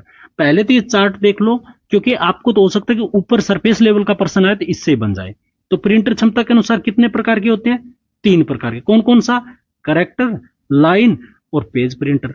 उसके बाद में देखते हैं प्रिंट करने के तरीके के अनुसार। तो ये 2 प्रकार के होते हैं, एक इंपैक्ट प्रिंटर और दूसरा नॉन इंपैक्ट प्रिंटर। इंपैक्ट में क्या क्या शामिल है? इसमें 2 प्रकार के शामिल है, एक तो डॉट मैट्रिक्स और दूसरा डेजी व्हील प्रिंटर। ये 2 प्रकार के प्रिंटर आते हैं, वो इंपैक्ट प्रिंटर में आते हैं। दूसरा नॉन इंपैक्ट प्रिंटर, इसमें 3 प्रकार है, एक थर्मल प्रिंटर, दूसरा इंकजेट और तीसरा लेजर। तो यहां से आपको क्या समझ में आया कि प्रिंटर को हमने बांटा तो 2 प्रकार से बांटा, प्रिंटर की क्षमता के अनुसार और प्रिंट करने के तरीके के अनुसार। जब हमने प्रिंटर की क्षमता के अनुसार बांटा तो वो 3 प्रकार के हमें दिखाई दिए। कौन कौन से? Character printer, line printer, page printer. जब हम प्रिंट करने के तरीके, मतलब किस टाइप से किया जाता है, उसके आधार से हमने बांटा तो दो प्रकार के, एक इम्पैक्ट और एक नॉन इम्पैक्ट। इम्पैक्ट को फिर दो भागों में बांटा, डॉट मैट्रिक्स और डेजी व्हील प्रिंटर। और नॉन इम्पैक्ट प्रिंटर को कितने भागों में बांटा, तीन में, थर्मल, इंकजेट और लेजर। सबसे पहले हम लेते हैं क्षमता के अनुसार प्रिंटर को। तो इसमें हमने देखा करेक्टर प्रिंटर था, लाइन प्रिंटर था और पेज प्रिंटर था। अब इनके बारे में एक एक बात जान लो। करेक्टर प्रिंटर की बात क्या है कि यह एक बार में एक करेक्टर को प्रिंट करता है, बहुत पुराना मेथड है। दूसरा लाइन प्रिंटर, यह एक बार में एक पूरी लाइन को प्रिंट कर देता है। और तीसरा है पेज प्रिंटर, यह एक बार में एक पेज प्रिंट कर देता है। तो इसका जो हेडलाइन दी हुई है, जो भी प्रिंटर का नाम है, उससे आधार से ही पता चल जाता है कि करेक्टर यानी एक बार में एक करेक्टर को ही वो प्रिंट करेगा, लाइन एक बार में लाइन को प्रिंट करेगा और पेज एक बार में पूरे पेज को करेगा। और डॉट मैट्रिक्स प्रिंटर है वो एक बार में एक करेक्टर को प्रिंट करता है। अब देखते हैं दूसरा भाग, नॉन इम्पैक्ट प्रिंटर। इसमें विद्युत या रसायन विधि से स्याही का छिड़काव करके प्रिंट किया जाता है। इन प्रिंटरों की स्पीड बहुत तेज होती है और ये तीन प्रकार के होते हैं, वो हमने पहले ही देख लिया था। थर्मल होता है, इंकजेट होता है, लेजर प्रिंटर होता है। पहले हम देखते हैं थर्मल प्रिंटर को। इसमें रसायन युक्त विशेष कागज का प्रयोग किया जाता है और यह बहुत खर्चीला होता है। इंकजेट के बारे में देखिए दो बातें। इंकजेट प्रिंटर में क्या होता है, तो इसमें एक प्रिंट हेड होता है जिसमें 64 छोटे जेट नोजल होते हैं और यह घरों तथा ऑफिस में इसका प्रयोग किया जाता है। और तीसरा लेजर प्रिंटर, इसमें सेमीकंडक्टर लेजर बीम, प्रकाशीय ड्रम्स, अवशोषित स्याही टोनर का प्रयोग किया जाता है। मतलब ये हुआ कि सेमीकंडक्टर लेजर बीम का यूज होता है, प्रकाशीय ड्रम का यूज होता है और आवेशित स्याही टोनर का भी इसमें प्रयोग होता है। लेजर प्रिंटर की गुणवत्ता अच्छी होती है, ये प्रति कॉपी सस्ती भी पड़ती है और डेस्कटॉप पब्लिशिंग यानी डीपीटी में इसका प्रयोग किया जाता है। तो ये थे non impact printer, thermal, inkjet और लेजर। अब देखते हैं प्लॉटर। प्लॉटर क्या होता है, यह प्रिंटर की तरह हार्ड कॉपी देने वाला एक आउटपुट डिवाइस है। इसका यूज वास्तुविद, भवन निर्माण, सिटी प्लानिंग या मानचित्र बनाने में किया जाता है। अब आउटपुट डिवाइस के कुछ अन्य उदाहरण लेते हैं। उसमें सबसे पहले देखते हैं मदरबोर्ड। मदरबोर्ड कंप्यूटर का मुख्य बोर्ड होता है जहां सभी पार्ट जुड़े होते हैं, जैसे CPU, RAM, hard disk, graphic card. तो मदरबोर्ड क्या होता है, कंप्यूटर का मुख्य बोर्ड होता है जिसमें सब पार्ट है आके जुड़ते हैं, जैसे सीपीयू हो गया, रैम हो गया, हार्ड डिस्क हो गया, ग्राफिक कार्ड हो गया, ये सब इसमें जुड़ते हैं। और मदरबोर्ड का मुख्य कार्य क्या है, कंप्यूटर के सभी हार्डवेयर को एक साथ जोड़ना, उन्हें आपस में डेटा और पावर का आदान प्रदान करने में हेल्प करना। और इसमें होता क्या क्या है, सीपीयू सॉकेट हो गया, रैम स्लॉट हो गया, पीसीआई स्लॉट हो गया, साटा पोर्ट हो गया, यूएसबी पोर्ट हो गया, ये सब जो पोर्ट्स हैं वो इसमें शामिल होते हैं। इसमें चिपेस्ट होता है जो सीपीयू और अन्य कंपोनेंट के बीच डाटा का रास्ता तय करता है। और जो पावर सप्लाई है इसकी वो कौन देता है, तो एसएमपीएस देता है। मदरबोर्ड को पावर सप्लाई कौन करता है, तो एसएमपीएस।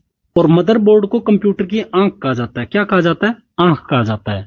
और मदरबोर्ड का जो माइंड किसको बोलते हैं, वो बोलते हैं सीपीयू को।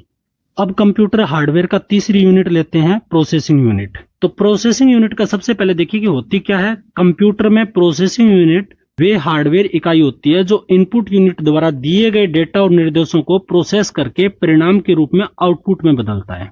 जो आप कमांड देते हो इनपुट के रूप में, उसको प्रोसेस करने का काम कौन करता है, तो प्रोसेसिंग यूनिट करता है।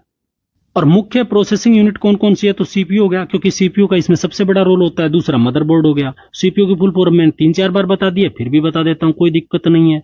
Central processing unit. सीपीयू के मुख्य 4 भाग हैं, ये देख लो। सीपीयू बहुत महत्वपूर्ण है। एक एएलयू हो गया, दूसरा सीयू हो गया, तीसरा रजिस्टर्स हो गया, चौथा कैश मेमोरी हो गया। एएलयू की फुल फॉर्म क्या है, अर्थमेटिक लॉजिकल यूनिट। जैसा नाम है वैसे ही इसका काम है। ये गणनाएं अगर वगैरह करता है, वो कौन करता है, तो एएलयू करता है। उसके बाद में सीयू कंट्रोल यूनिट, फिर रजिस्टर और फिर कैश मेमोरी। इसको हम एक एक करके विस्तार से जानते हैं क्योंकि यहां से प्रश्न बनने की प्रोबेबिलिटी काफी ज्यादा है। तो सबसे पहले एएलयू लेते हैं। इसकी फुल फॉर्म जान लीजिए, अर्थमेटिक एंड लॉजिकल यूनिट। यह सीपीयू का महत्वपूर्ण भाग है। कौन, एएलयू। यह गणना और लॉजिक दोनों कार्य करता है, यानी यह कैलकुलेशन भी करके दे देगा और लॉजिक का भी काम करके दे देगा। गणना में कौन कौन सा, जैसे जोड़ घटाव गुणा भाग हो गया। लॉजिक में कौन कौन सा, एंड, और, नोट, एक्सओआर, बराबर का निशान, ग्रेटर देन, लेस देन। ये एएलयू का क्या है, ये लॉजिकल कार्य है। एएलयू की कार्य प्रणाली को देखो। एएलयू को सीपीयू को कंट्रोल यूनिट से आदेश मिलता है कि कौन सी क्रिया करनी है, यानी कौन सा काम करना है। एएलयू आवश्यक डेटा को रजिस्टर या मेमोरी से लेता है और फिर गणना या तार्किक का जो भी ऑपरेशन करना पड़ेगा, जो भी काम करना पड़ेगा वो करेगा और परिणाम वापस रजिस्टर और मेमोरी को भेज देगा। ये सीपीयू के कंट्रोल यूनिट से आदेश लेता है कि मुझे क्या करना है। उसके बाद में वो क्या करता है, रजिस्टर और मेमोरी से वो चीज वहां से उठाता है। उसके बाद में जो कमांड मिली है उसको वो काम करता है, यानी उसको रिजल्ट में बदलता है और फिर वापस वो रजिस्टर या मेमोरी को भेज देता है। आइए अब जानते हैं सीयू को। इसकी फुल फॉर्म क्या है, कंट्रोल यूनिट। जैसे नाम से ही पता ना कंट्रोल यूनिट, तो ये कुछ ना कुछ चीज कंट्रोल करता मिलेगा। ऐसे थोड़ा ना कनेक्शन बिड़ाया करो, जो चीज का आप कनेक्शन बिड़ाते हो वो काम नहीं आएगा, ये कनेक्शन बिड़ाना ना बहुत काम आएगा। तो यह सीपीयू का क्या होता है, मुख्य घटक है। और सीयू का कार्य क्या है, तो कंप्यूटर की सभी यूनिट्स को नियंत्रित और समन्वित करता है। सीयू अपने निर्देश मेमोरी मुख्यतः रैम से लेता है। जो भी इसको इंस्ट्रक्शन मिलती है वो ज्यादातर किससे लेता है, तो रैम से लेता है। सीयू अपने समय का कोई डाटा प्रोसेस नहीं करता, जो काम इसको बोला वो काम ये करेगा, यानी ये आज्ञाकारी बच्चा है। थोड़े से आप भी बन लो, वीडियो को लाइक कर दो। कंप्लीट सिलेबस की जो आप क्लास देख रहे हो ना, ये लोग पेड में पढ़ाते हैं, यानी बैच में पढ़ाते हैं। आपका यहाँ 2 रुपए लगता नहीं। लाइक करके थोड़ा इमोशनल सपोर्ट तो दे ही सकते हो, बात खत्म। आइए अब रजिस्टर देखते हैं। रजिस्टर क्या होता है, तो रजिस्टर सीपीयू के अंदर छोटे, तेज और अस्थायी स्टोरेज होता है। इसका काम क्या है, इसका काम प्रोसेसिंग के दौरान डेटा और निर्देशों को अस्थायी रूप से कलेक्ट कर लेता है या संग्रहित कर लेता है। अब इसके कार्य देख लो, डेटा संग्रहण और दूसरा तेजी से एक्सेस। जो डेटा का स्टोरेज करता है वो अस्थायी करता है, ये बात आपको पहले बताई दी। एएलयू और अन्य यूनिट्स के बीच में डेटा स्टोर करता है। दूसरा तेजी से एक्सेस, इसमें क्या है, सीपीयू को बार बार रैम में जाने की आवश्यकता नहीं होती, जिसके कारण क्या होता है, सीपीयू की स्पीड बढ़ जाती है। रजिस्टर का आकार छोटा होता है, लेकिन रजिस्टर की मेमोरी सीपीयू की सबसे तेज होती है। अगर आपको पूछा जाए कि सीपीयू की सबसे तेज मेमोरी कौन सी होती है, तो आप क्या जवाब दोगे कि रजिस्टर्स। तो अब देखते हैं कैश मेमोरी। कैश मेमोरी क्या होती है, तो कैश मेमोरी छोटी लेकिन उच्च गति की बफर मेमोरी होती है। कौन सी बफर मेमोरी, कौन होती है, कैश मेमोरी। कैश मेमोरी को सीपीयू की प्रतीक्षा समय को कम करने के लिए उपयोग किया जाता है। अगर परीक्षा में प्रश्न आ जाए कि सीपीयू की प्रतीक्षा समय को कम करने के लिए किसका उपयोग किया जाता है, तो कैश मेमोरी का। कैश मेमोरी सीपीयू और मेन मेमोरी के बीच होती है।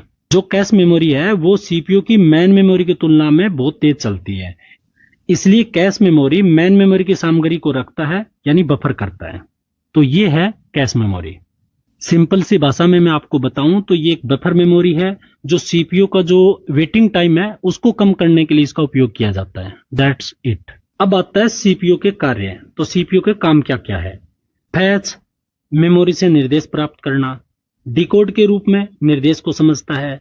एग्जीक्यूट के रूप में निर्देशों को निष्पादित करता है। और स्टोर के रूप में क्या करता है, परिणाम को मेमोरी में स्टोरेज करता है। तो ये सीपीयू के काम थे। कमेंट करके ये तो बता दो क्लास कैसे लग रही है। सो वो तो नहीं गए होंगे, क्योंकि बीच में एक्स्ट्रा कुछ बोलना होता नहीं है, क्योंकि पेपर का समय कम है। और आपका सिलेक्शन ना हो जाए तो मुझे बोलना। 100% होगा यार। बस थोड़ी सी लगन रखो, थोड़ी सी लाक लपट से दूर रहो, एकदम to the point mission mode में रहो, ठीक। अब जो आए हुए प्रश्न है उनको थोड़ा देख लो। सीपीयू को प्रोसेसर या माइक्रो प्रोसेसर कहा जाता है। सीपीयू को क्या कहा जाता है, ये डायरेक्ट प्रश्न आ सकता है, या आया हुआ है ये तो कि प्रोसेसर या माइक्रो प्रोसेसर। सीपीयू की गति किस में नापते हैं, तो गीगाहर्ट्ज में। आपको ये भी लिखा मिल सकता है और नाम भी लिखा मिल सकता है। तो सीपीयू को किस में मापा जाता है, इसकी स्पीड गीगाहर्ट्ज में।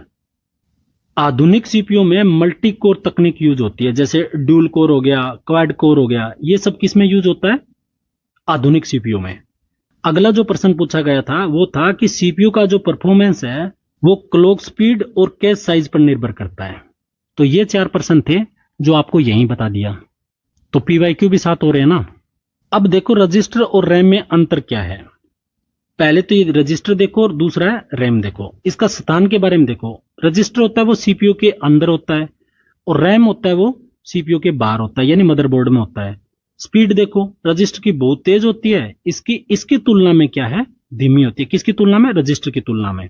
साइज, रजिस्टर छोटा होता है और रैम बड़ा होता है। एक्सेस टाइम, इसका तो बहुत कम होता है क्योंकि बहुत ज्यादा स्पीड में चलता है। और रैम का क्या है, ये समय थोड़ा ज्यादा लेता है। और कार्य, रजिस्टर का कार्य क्या है, प्रोसेसिंग डेटा को अस्थायी रूप में स्टोरेज करना। और रैम का कार्य क्या है, प्रोग्राम और डेटा को स्टोर करना। अब कंप्यूटर हार्डवेयर के कुछ और उदाहरण है वो देखिए। हार्ड डिस्क ड्राइव, जिसको एसडीडी बोलते हैं, ये क्या होता है? यह एक स्थायी डेटा संग्रहण उपकरण होता है, यानी स्थायी रूप से डेटा का स्टोर करता है। डेटा को चुंबकीय डिस्क पर यह स्टोर करता है। तो जब भी पूछा जाए हार्ड डिस्क ड्राइव में क्या यूज होता है, तो चुंबकीय डिस्क के प्रयोग किया जाता है।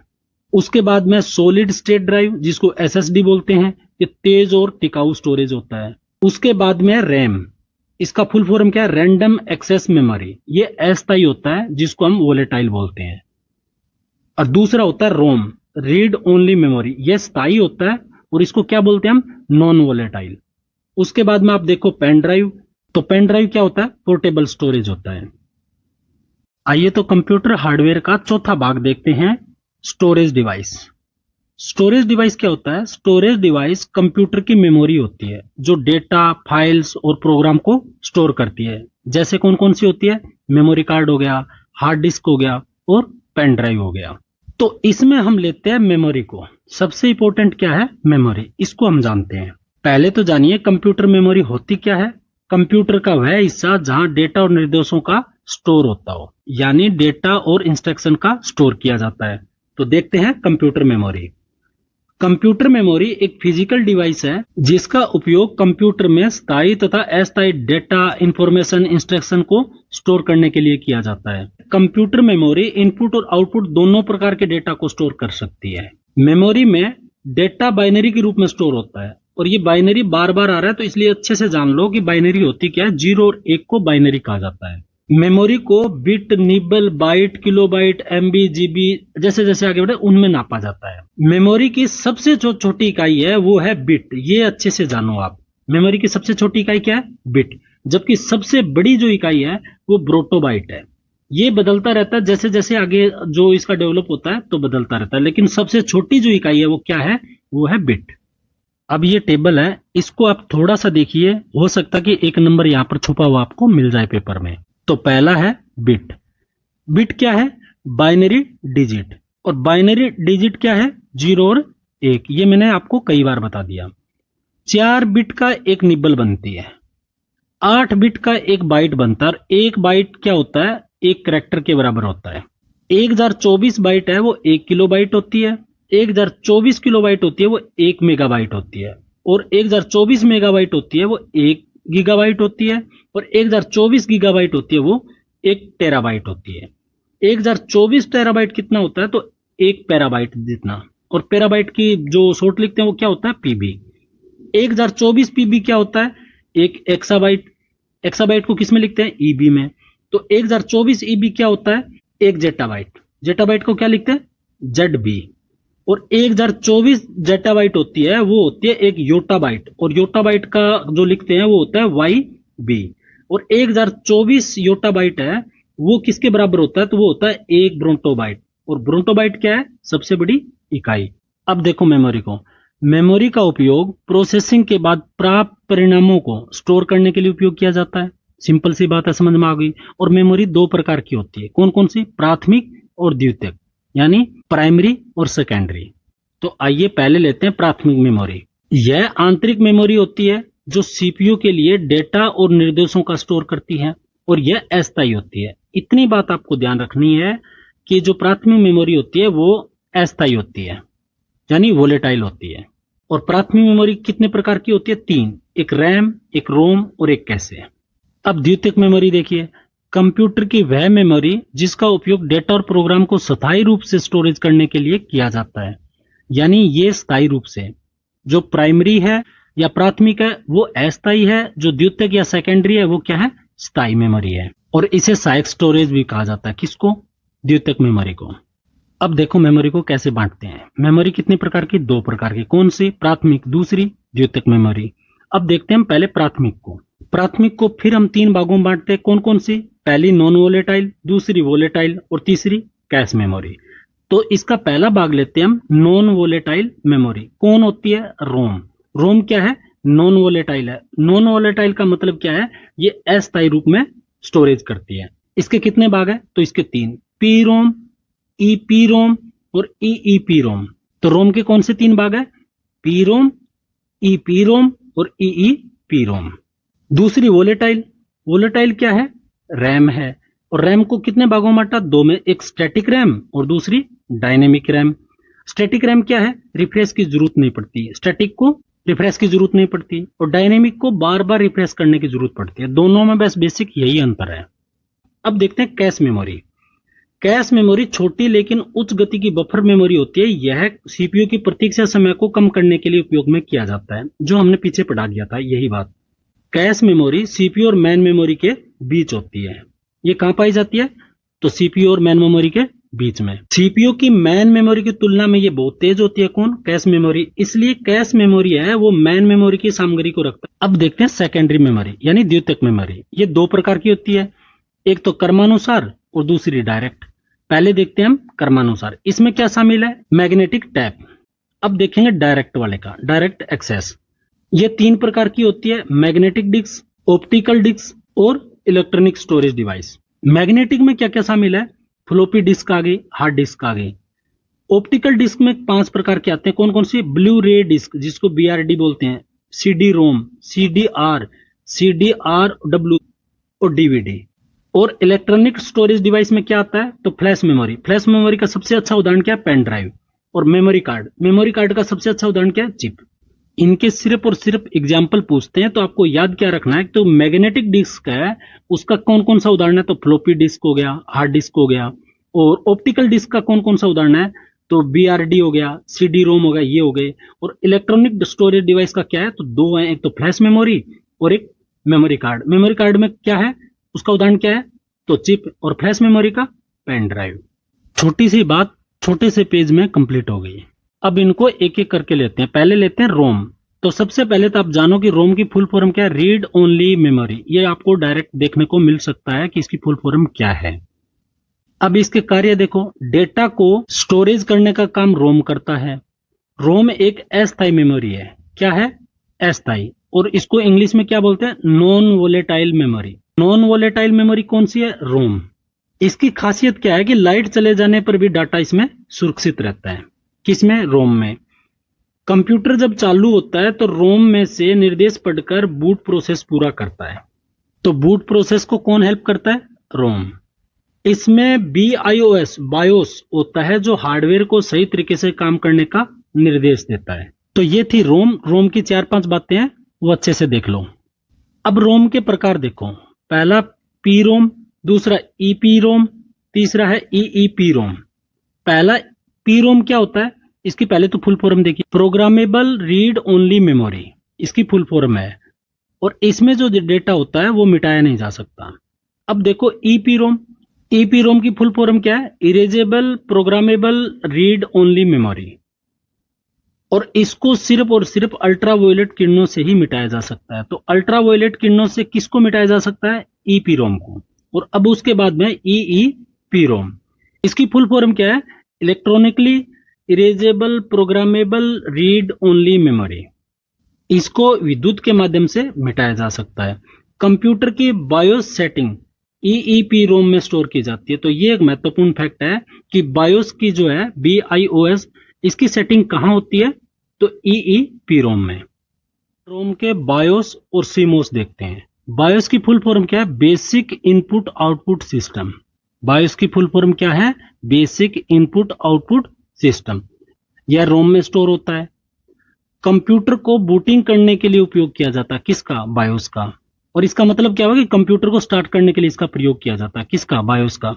बायोस की सारी सेटिंग स्टोर करता है कौन, रोम। अब देखते हैं सीमोस। सीमोस की फुल फॉर्म क्या है, complementary metal oxide semiconductor. CMOS एक प्रकार की बैटरी होती है जिसका कार्य बायोस में उपस्थित सभी सेटिंग को सिक्योर करना। कंप्यूटर में डेट और टाइम बदलने के या अपडेट करने के लिए किसका प्रयोग किया जाता है, सीमोस का। सीमोस का पहला काम क्या होता है कि कंप्यूटर बंद होने के बाद भी क्लॉक को चालू रखता है, यानी उसमें टाइम अपडेट रहता है। तो ये है रोम के बायोस और सीमोस। अब देखते हैं रैम। रैम क्या है, रैंडम एक्सेस मेमोरी। इसकी फुल फॉर्म है random access memory. CPU RAM का उपयोग करके किसी भी कार्य में प्राथमिक मेमोरी की लोकेशन से जानकारी पढ़ और लिख सकता है। सीपीयू है वो रैम का उपयोग करके प्राथमिक मेमोरी लोकेशन से जानकारी लिख और पढ़ सकता है। रैम एक अस्थायी मेमोरी है यानी वोलेटाइल मेमोरी है। और इसको क्या बोलते हैं, इसको प्रेजेंट टाइम मेमोरी भी बोलते हैं। किसको, रैम को। कि प्रेजेंट टाइम मेमोरी किसको बोलते हैं, तो रैम को बोलते हैं। लाइट जाने के बाद में डाटा खो देता है। रैम की सबसे बड़ी दिक्कत क्या है कि लाइट चली गई तो उसका डाटा है वो अपने आप मिट जाएगा। और रैम का मुख्य कार्य क्या है, डेटा और प्रोग्राम को अस्थायी रूप से स्टोर करना। ये क्या करता है, अस्थायी रूप से स्टोर करता है। अब देखो रैम के प्रकार। रैम कितने प्रकार के, दो प्रकार, एक स्टैटिक रैम और दूसरा डायनेमिक। स्टैटिक को पहले देखो, इसमें परिवर्तन नहीं किया जा सकता, रिफ्रेश करने की जरूरत नहीं पड़ती। एस रैम में है वो रिफ्रेश करने की जरूरत नहीं पड़ती। एस रैम मेमोरी डेटा को स्टोर करने के लिए फ्लिप फ्लॉप्स का यूज करता है। किसका यूज करता है, फ्लिप फ्लॉप्स का। और फ्लिप फ्लॉप होता क्या है, यह एक बाइनरी सेल है जो एक बिट की इंफॉर्मेशन को स्टोर करने में सक्षम है। यानी एक बिट की इंफॉर्मेशन भी होती है ना, उसको भी स्टोर कर लेता है। रैम का दूसरा भाग है डायनेमिक रैम। इसमें परिवर्तन किया जा सकता है। एस रैम में किया नहीं जा सकता और डी रैम में किया जा सकता है, और इसको बार बार रिफ्रेश करना पड़ता है। अब देखो वर्चुअल मेमोरी, आभासी मेमोरी जिसको बोलते हैं, हार्ड डिस्क की खाली जगह पर बनाई जाती है। रैम की मेमोरी को बढ़ाने के लिए इसका यूज किया जाता है। वर्चुअल मेमोरी ऑपरेटिंग सिस्टम का एक अभिन्न अंग है जिसकी सहायता से हम कई एप्लीकेशन अपने कंप्यूटर में चला सकते हैं। वर्चुअल मेमोरी और मेन मेमोरी के बीच में प्रोग्राम को स्वैप करके चलाया जाता है। ये थे कंप्यूटर हार्डवेयर के 4 भाग। इसको बहुत अच्छे से बताया, एक बार आपने क्लास देख लिया। और हाँ, सबसे बड़ी बात यह कि अगर आपको कोई भी चीज, कोई भी पॉइंट इस क्लास का समझ में नहीं आ रहा तो आप कमेंट कीजिए अभी भी, मैं 100% इसको समझा दूंगा। ग्रुप डी के लिए हमने एक मिशन चलाया है। कौन सा मिशन, मिशन फोर्थ फतेह। मैं लिख देता हूं एक बार, अगर आप भी हमारे इस मिशन में शामिल होना चाहते हो तो कमेंट करके लिख दो फोर्थ फतेह। क्या लिखना है आपको, फोर्थ फतेह। अब देखते हैं तीसरा अध्याय, कंप्यूटर सॉफ्टवेयर। सॉफ्टवेयर क्या होता है, सॉफ्टवेयर एक प्रकार का प्रोग्राम या निर्देशों का समूह होता है जो कंप्यूटर को कार्य करने के लिए निर्देश देता है। क्या देता है, इंस्ट्रक्शन देता है। यह हार्डवेयर को नियंत्रित करता है और यूजर को कार्य करने की सुविधा प्रदान करता है। सिंपल सी बात है, सॉफ्टवेयर क्या होता है, एक प्रोग्रामों का या इंस्ट्रक्शन का समूह होता है जो कंप्यूटर के हार्डवेयर को तो वो कंट्रोल करता है, और जो यूजर जो काम में ले रहा है उसको वो सुविधा देता है, यानी फैसिलिटी देता है भी आपको क्या करना है। और सॉफ्टवेयर कितने प्रकार के होते हैं, तो 2 प्रकार के, सिस्टम सॉफ्टवेयर और एप्लीकेशन सॉफ्टवेयर। तो पहले हम लेते हैं सिस्टम सॉफ्टवेयर। सिस्टम सॉफ्टवेयर एक प्रोग्रामों का समूह है जो हार्डवेयर और यूजर के बीच में पुल का काम करता है, यानी इंटरफेस का काम करता है। और सिस्टम सॉफ्टवेयर में क्या क्या शामिल होता है, तो operating system, utility software, device firmware software और अनुवादक। और अनुवादक कितने प्रकार के होते हैं, 2 प्रकार, एक कंपाइलर और एक इंटरप्रेटर। तो अब हम सिस्टम सॉफ्टवेयर का ऑपरेटिंग सिस्टम लेते हैं, इसको अच्छे से देखते हैं। ऑपरेटिंग सिस्टम, ऑपरेटिंग सिस्टम क्या है, ऑपरेटिंग सिस्टम एक प्रोग्रामों का समूह है जो हार्डवेयर और यूजर के बीच में इंटरफेस का कार्य करता है, यानी इनकी मध्यस्थता करता है। यह सिस्टम सॉफ्टवेयर का सबसे महत्वपूर्ण भाग है। कौन है सबसे महत्वपूर्ण भाग, ऑपरेटिंग सिस्टम। ऑपरेटिंग सिस्टम के भाग से ही कंप्यूटर में बूटिंग प्रक्रिया संपन्न होती है। तो बूटिंग प्रक्रिया किसके द्वारा संपन्न होती है, ऑपरेटिंग सिस्टम के। ऑपरेटिंग सिस्टम के उदाहरण कौन कौन से हैं, विंडोज हो गया, लाइनेक्स हो गया, यूनिक्स हो गया, मैक हो गया, ओएस हो गया, एंड्रॉइड, एमएस डोस, एक्सपी, विस्टा। ये सब किसके उदाहरण है, ऑपरेटिंग सिस्टम के। और ये बहुत महत्वपूर्ण है, इनको आप अच्छे से देखो एक बार। सिस्टम सॉफ्टवेयर बनाने के लिए मुख्यतः C++ भाषा का उपयोग किया जाता है। सिस्टम सॉफ्टवेयर बनाने के लिए कौन सी भाषा यूज होती है, तो C++। ऑपरेटिंग सिस्टम के कार्य क्या है, सीपीयू में हर प्रोग्राम को प्रोसेस करने के लिए एक एक करके भेजना, 1 बाय 1 भेजना। मेमोरी मैनेजमेंट, किसी भी इनपुट को स्टोर करने में काम करता है ये। इनपुट आउटपुट का मैनेजमेंट, इनपुट डिवाइस से डाटा को रिसीव करना और आउटपुट डिवाइस से डाटा को सेंड करना, ये काम है ऑपरेटिंग सिस्टम के। ऑपरेटिंग सिस्टम के 3 प्रकार होते हैं, कौन कौन से, distributed operating system, network operating system और real time operating system. Distribute, network और रियल टाइम। पहले देखते हैं हम डिस्ट्रीब्यूट ऑपरेटिंग सिस्टम को। मल्टीपल रियल टाइम एप्लीकेशन और मल्टी यूजर्स की सेवाओं के लिए सेंट्रल प्रोसेसर का काम करता है। कौन करता है, डिस्ट्रीब्यूट ऑपरेटिंग सिस्टम। और इसके उदाहरण कौन से हैं, एक लोकस हो गया, एक माइक्रोस हो गया। लोकस और माइक्रोस किसके उदाहरण है, डिस्ट्रीब्यूट ऑपरेटिंग सिस्टम के। अब देखते हैं network operating system. Network operating system का उद्देश्य है नेटवर्क में कई कंप्यूटरों के बीच साझा फाइल और प्रिंटर के एक्सेस की अनुमति देना। इसका मतलब ये हुआ कि कई यूजर मिलके अगर फाइल को साझा कर रहे हैं या प्रिंटर को यूज कर रहे हैं तो उसकी परमिशन कौन देता है? उसकी परमिशन देता है नेटवर्क ऑपरेटिंग सिस्टम। अब देखो रियल टाइम ऑपरेटिंग सिस्टम, समय अंतराल से कार्य को कंट्रोल करना। इसका उदाहरण सबसे अच्छा कौन सा है? VX works. तो ये थे ऑपरेटिंग सिस्टम के प्रकार। अब देखते हैं कुछ लोकप्रिय ऑपरेटिंग सिस्टम। पहला है मैक OS, यह एप्पल द्वारा बनाया गया। उसके बाद में यूनिक्स। यूनिक्स की सबसे पहले तो आप फुल फॉर्म देखिए, यूनिप्लेक्स इंफॉर्मेशन कंप्यूटिंग सिस्टम, और यह काम क्या आता है? मल्टी यूजर ऑपरेटिंग सिस्टम है। यूनिक्स की आपको दो बातें याद रखनी, एक इसकी फुल फॉर्म, दूसरी बात मल्टी यूजर ऑपरेटिंग सिस्टम है ये। उसके बाद आता है लाइनक्स, यह ओपन सोर्स ऑपरेटिंग सिस्टम है, यानी इसको फ्री में यूज किया जा सकता है। किसको? लाइनक्स को। उसके बाद आता है Bose, BOSS, Bharat operating system solution. इसको मैं यहां पर निशान लगा रहा हूं, अच्छे से एक बार लिख के देख लेना। यह लाइनक्स कर्नल की सहायता से बना भारतीय ऑपरेटिंग सिस्टम है। तो बोस क्या है? भारतीय ऑपरेटिंग सिस्टम है। उसके बाद आता है डोस, डिस्क ऑपरेटिंग सिस्टम, यह सिंगल यूजर ऑपरेटिंग सिस्टम है। उसके बाद आता है Microsoft Windows. Windows multi user और मल्टी प्रोसेसिंग है। सबसे पहले बात तो ये है, इसके बहुत से वर्जन है, जैसे विंडो 95, 98, NT, XP, विंडोज 11 है, वो लेटेस्ट वर्जन है। ये 1 नवंबर 2024 को लॉन्च हुआ है। हालांकि ये थोड़ा सा विवादित है, एग्जैक्ट इसको नहीं, लगभग मान के चलो 2024 में लॉन्च हुआ है। उसके बाद में आता है मोबाइल ऑपरेटिंग सिस्टम, जिसको बोलते हैं एंड्रॉइड।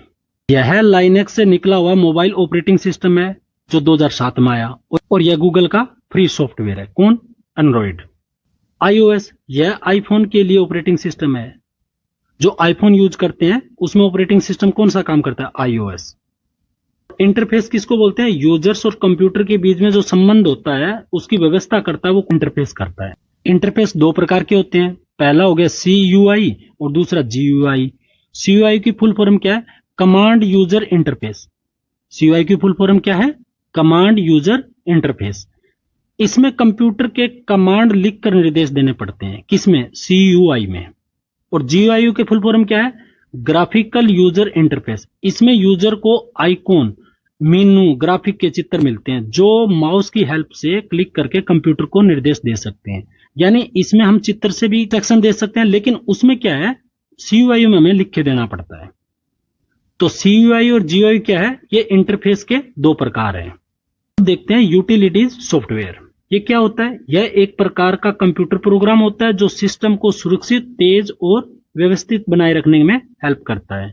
और इसका मुख्य कार्य क्या है? कंप्यूटर का रखरखाव, बैकअप और वायरस स्कैनिंग। ये वायरस को कौन बचाता है? Utility software. और यूटिलिटी सॉफ्टवेयर का उदाहरण कौन कौन से है? Antivirus, disc cleanup, WinRAR। ये चारों यूटिलिटी सॉफ्टवेयर के उदाहरण हैं। अब देखो डिवाइस ड्राइवर। यह क्या होता है? यह एक सॉफ्टवेयर होता है जो किसी विशेष हार्डवेयर डिवाइस को ऑपरेटिंग सिस्टम से जोड़ता है, और बिना ड्राइवर के हार्डवेयर काम नहीं करेगा। और इसके उदाहरण कौन कौन से हैं? प्रिंटर हो गया, ग्राफिक कार्ड हो गया, साउंड कार्ड हो गया। ये साउंड है, साउंड कार्ड हो गया। अगला है फर्मवेयर सॉफ्टवेयर। फर्मवेयर सॉफ्टवेयर क्या है? यह सॉफ्टवेयर कंप्यूटर के हार्डवेयर में स्थायी इंस्टॉल होता है। ये स्थायी इंस्टॉल होता है। यह बूटिंग के समय सबसे पहले चलता है। बूटिंग के लिए सबसे पहले कौन चलता है? तो फर्मवेयर सॉफ्टवेयर। और इसका उदाहरण क्या है? BIOS, UEFI। अब नोट देखो, बायोस ऑपरेटिंग सिस्टम पीसी के हार्डवेयर के बीच इंटरफेस प्रदान करता है। वो कंप्यूटर की बूटिंग के लिए उपयोगी है और सभी सेटिंग का स्टोर बायोस रखता है। ये सब बातें पीछे बता भी दी, आपका रिवीजन भी हो गया। अब देखो अनुवादक, ट्रांसलेटर। अनुवादक वह प्रोग्राम सॉफ्टवेयर होता है जो एक भाषा में लिखे गए कोड को दूसरी भाषा में बदल देता है ताकि कंप्यूटर उसे समझ सके। कितने प्रकार के होते हैं अनुवादक? दो प्रकार, एक कंपाइलर और दूसरा इंटरप्रेटर। अब पहले थोड़ा कंपाइलर को जान लो। कंपाइलर एक विशेष प्रकार का प्रोग्राम होता है जो उच्च स्तरीय भाषा जैसे C++, जावा के लिखे कोड को मशीनी भाषा में अनुवाद कर देता है, तभी तो कंप्यूटर समझ पाता है उसको। लोकप्रिय उदाहरण इसके कौन से हैं कंपाइलर के? GCC, टर्बोसी, क्लैन और जावा। और इंटरप्रेटर क्या है? यह भी एक प्रोग्राम है जो उच्च स्तरीय भाषा को कोड में लाइन टू लाइन पढ़कर तुरंत निष्पादित कर देता है। इंटरप्रेटर होता है वो लाइन टू लाइन ट्रांसलेट करता है। यह डिबिंग के लिए उपयोगी है ताकि तुरंत एरर को पहचान सके। तो डिबिंग के लिए कौन सबसे ज्यादा उपयोगी है? तो इंटरप्रेटर। और इसके उदाहरण कौन कौन से हैं? पाइथन हो गया, जावास्क्रिप्ट हो गया, रूबी हो गया, पीएचपी हो गया, और ये मतलब हो गया। आइए अब देखते हैं एप्लीकेशन सॉफ्टवेयर। एप्लीकेशन सॉफ्टवेयर क्या होता है? तो वह सॉफ्टवेयर जो किसी विशेष कार्य या यूजर की आवश्यकता पूरी करने के लिए बनाया जाता है, एप्लीकेशन सॉफ्टवेयर कहलाता है। जैसे कौन कौन से होते हैं? MS Word, Excel, Tally, web browser. और यह वास्तविक कार्य करने के लिए बनाया जाता है।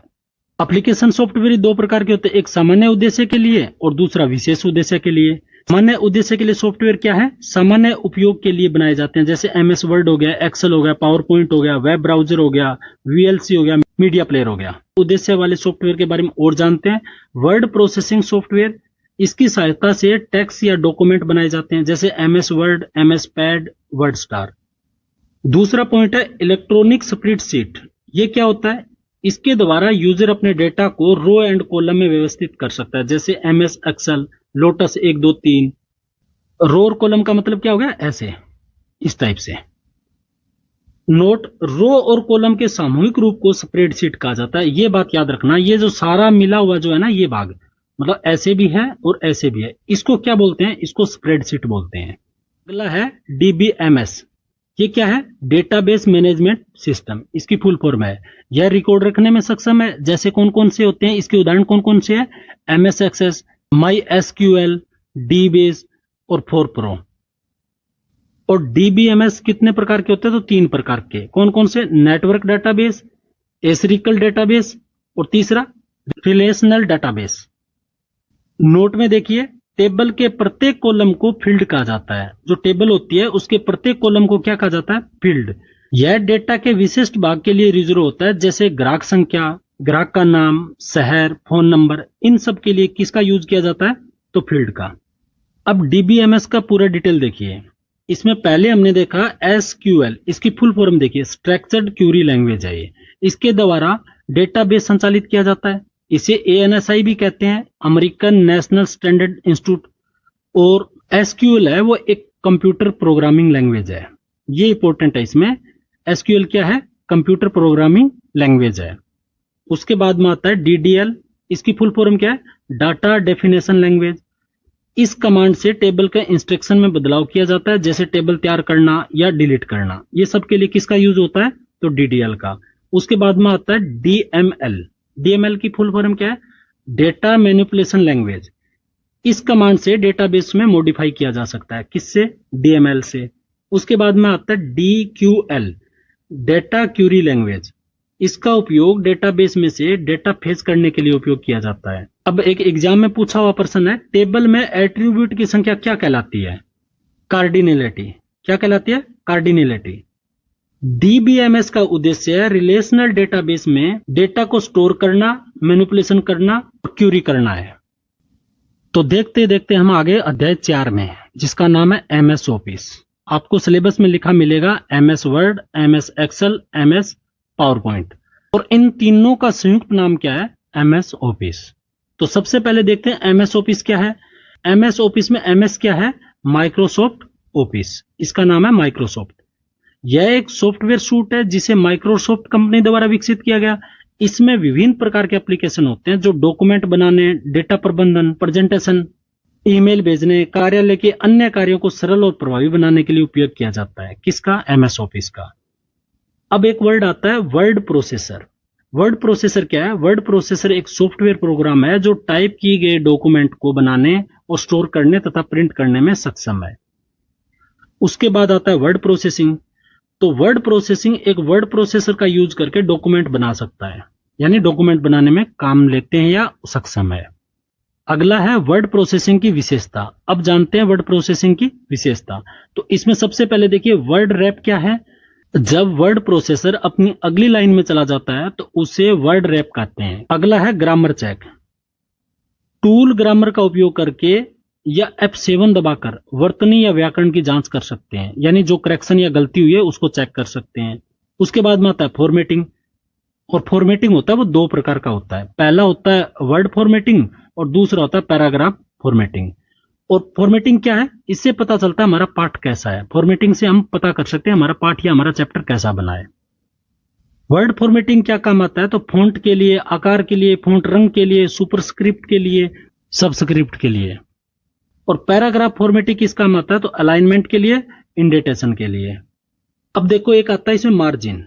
मार्जिन क्या होता है, जैसे ये कोई पेज है, इसमें लेफ्ट में छोड़ दिया, यहां से छोड़ दिया, राइट में छोड़ दिया, ऊपर से छोड़ दिया, नीचे से छोड़ दिया, जो जगह छोड़ते हैं, दूरी छोड़ते हैं, उसको मार्जिन बोलते हैं। जैसे लेफ्ट, राइट, टॉप, बॉटम में एज के बीच की दूरी, जो इनकी जो दूरी है, ये क्या कहलाता है, मार्जिन कहलाता है।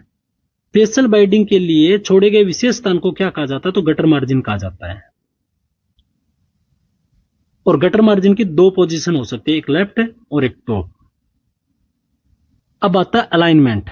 अलाइनमेंट क्या है, पाठ को चार तरीके से अलाइनमेंट कर सकते हैं, लेफ्ट, राइट, केंद्रित और औचित्य। उसके बाद आता है टेबल। टेबल के दो पॉइंट है, पहला कौन सा है, एक टेबल रो और कॉलम में बनी होती है। और दूसरा पॉइंट क्या है, डॉक्यूमेंट में अधिकतम कॉलम कितने हो सकते हैं, तो 63, और न्यूनतम रो 1 और कॉलम 1। कॉलम 1 हो सकता है न्यूनतम, और अधिकतम कितना हो सकता है, 63। उसके बाद में हेडर। हेडर क्या होता है, जो ऊपर का भाग, जैसे ये होता है, ये हेडर होता है, और ये नीचे वाला क्या होता है, ये भाग है, ये फुटर होता है। तो ये हेडर हो गया और ये फुटर हो गया। उसके बाद में आता है फुटनोट। फुटनोट पृष्ठ के अंत में लिखते हैं, लेकिन इस बात का ध्यान रखना, ये फुटर से अलग होता है। मैं पेज बना के बता ही देता हूं। ऊपर वाला भाग क्या हो गया, ये हेडर हो गया। नीचे वाला भाग क्या हो गया, ये फुटर हो गया। फुटर के ऊपर ये जो जगह है, जो लास्ट में, इसको बोलते हैं फुटनोट। और एंड नोट क्या होता है, एंड नोट डॉक्यूमेंट के अंत में होता है। जितने भी 5 पेज के 7 पेज का जो भी लास्ट पेज होगा, उसके अंत में होगा, वो क्या होगा, वो होगा एंड नोट। उसके बाद में आता है बुकमार्क। बुकमार्क क्या होता है, इसका प्रयोग डॉक्यूमेंट में स्थित लोकेशन स्थान को एक नाम के द्वारा पहचान देने के लिए किया जाता है, जिसे भविष्य में आसानी से ढूंढा जा सके। Window line. विंडो लाइन क्या है, यह पैराग्राफ की लास्ट लाइन होती है, जो अगले पेज की पहली लाइन होती है। और उसके बाद में ऑर्फन लाइन। यह लाइन पैराग्राफ की पहली लाइन होती है, जो अगले पेज की आखिरी लाइन होती है। अब देखते हैं एमएस ऑफिस सूट।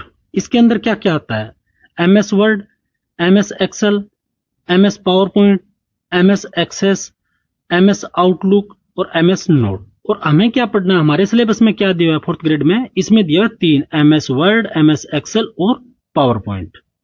तो आप चिंता मत कीजिए, ये मैंने सिर्फ बताने के लिए लिखा है, लेकिन आपको पढ़ना नहीं और ना पढ़ाऊंगा।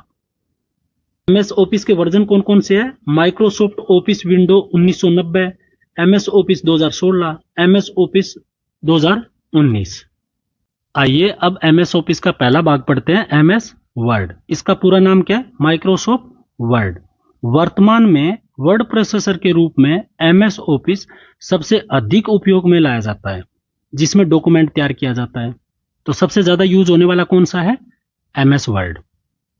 एमएस वर्ड स्टार्ट कैसे करते हैं, तो पहले स्टार्ट पर जाएंगे, फिर ऑल प्रोग्राम पे जाएंगे, फिर माइक्रोसॉफ्ट ऑफिस पर जाएंगे, और फिर वहां पर क्या दिख जाएगा आपको, एमएस वर्ड। अब देखो एमएस वर्ड के बारे में।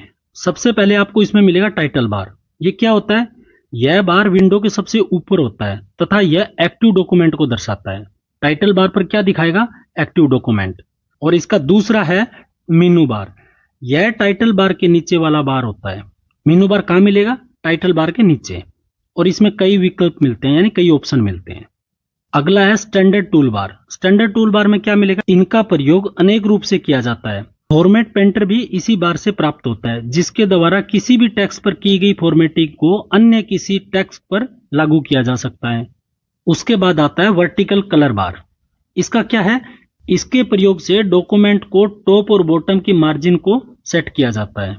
जब ये डॉक्यूमेंट मान के चलो, इसके टॉप और बॉटम को अगर मार्जिन सेट करना है तो किसका यूज करते हैं, वर्टिकल कलर बार को। उसके बाद में आता है स्टेटस बार। यह बार एक्टिव डॉक्यूमेंट की स्थिति को दर्शाता है, जैसे कर्सर जिस पेज या कॉलम या लाइन पर है।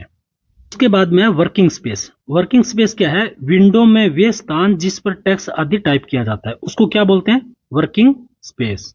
अब देखते हैं एमएस वर्ड की शॉर्ट कीज। शॉर्ट कीज का क्या है कि आपको थोड़ा लिख के देखना है, इसमें इंपॉर्टेंट मैं आपको बता देता हूं। जैसे Ctrl+A, इसमें क्या होगा, सिलेक्ट ऑल। इसमें सबसे अच्छी पहचान करने की चीज क्या है, जैसे ए है तो जो भी नाम दिया होगा आपका प्लस के बाद का ABCDEFGH है, तो उनको आप मैच कराना उससे, और वो आपको लगभग वही मिलेगा। जैसे आप देखो कंट्रोल बी से क्या बन सकता है, बोल्ड। तो कंट्रोल प्लस बी क्या होता है, सेलेक्ट टेक्स्ट को बोल्ड करने के लिए या मोटा करने के लिए। सी का हो गया कॉपी, डी का हो गया फॉन्ट ऑप्शन के लिए। उसके बाद में कंट्रोल प्लस ई पैराग्राफ पेज के बीच में लाने के लिए। उसके बाद में एफ से क्या हो गया, फाइंड हो गया। कंट्रोल प्लस जी डॉक्यूमेंट में किसी भी पेज या लाइन पर जाने के लिए। ये सारे के सारे इसी प्रकार से है, तो इसलिए क्या करो आप एक बार इसको लिख के देख लो या एक बार दो बार इसको पढ़ लो। तो यहाँ पर मैं आपको ज्यादा टाइम नहीं खराब करूंगा, मैं आगे बढ़ता हूँ। आइए अब देखते हैं एमएस ऑफिस का दूसरा भाग, एमएस एक्सेल। एमएस एक्सेल क्या है? एमएस एक्सेल एक स्प्रेडशीट प्रोग्राम है। स्प्रेडशीट सॉफ्टवेयर प्रोग्राम का यूज गणितीय गणनाओं, सांख्यिकीय डाटा के विश्लेषण, बजट बनाने, वित्तीय लेन देन का रिकॉर्ड रखने, पेरोल बनाने में यूज किया जाता है। तो एमएस एक्सेल में आप सबसे पहले देखो वर्कबुक। वर्कबुक क्या होता है? एक्सेल प्रोग्राम में काम करने के लिए बनाई गई फाइल को वर्कबुक कहा जाता है। तो वर्कबुक क्या है? एक्सेल प्रोग्राम में जो काम करने के लिए जो हम फाइल बनाते हैं उसको वर्कबुक कहते हैं।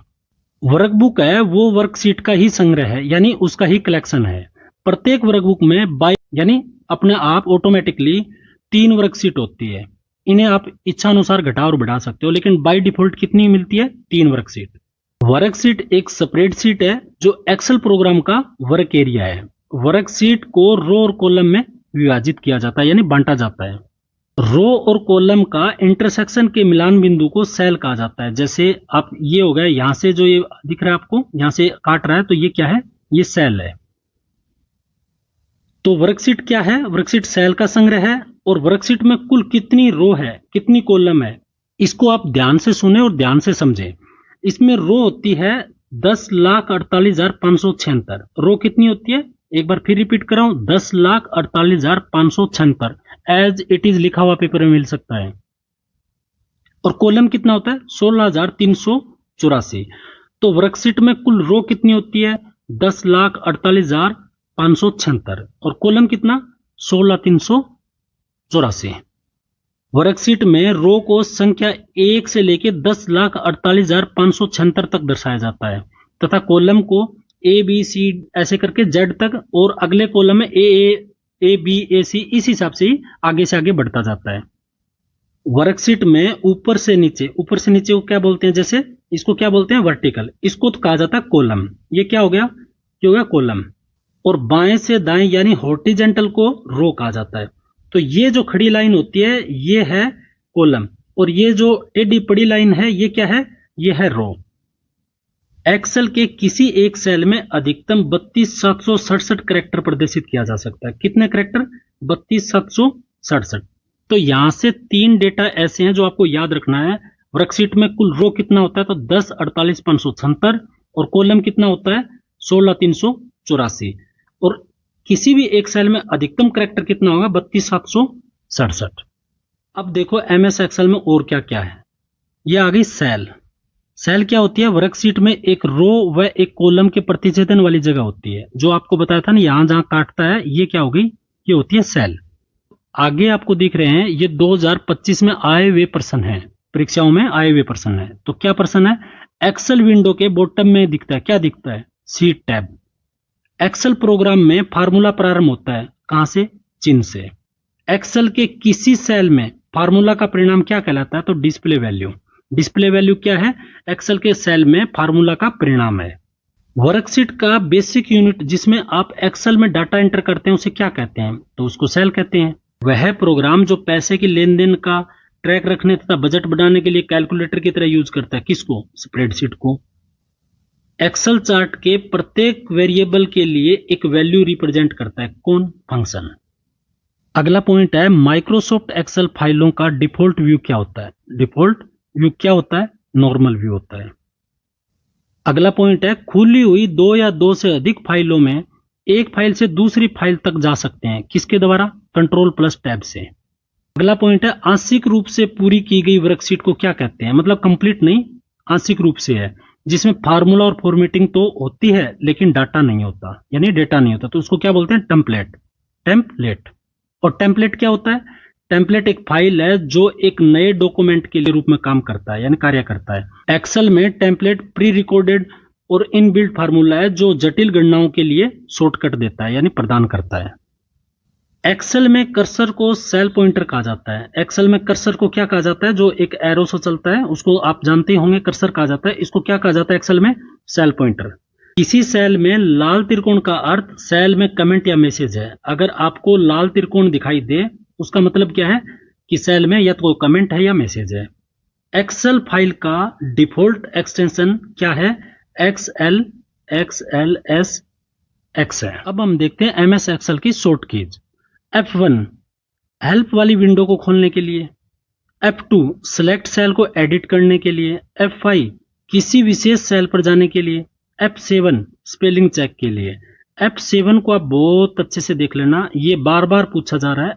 F7 की ग्रामर आप किसे चेक कर सकते हो या करेक्शन कोई भी देखनी है शब्द की तो क्या यूज करते हैं? F7।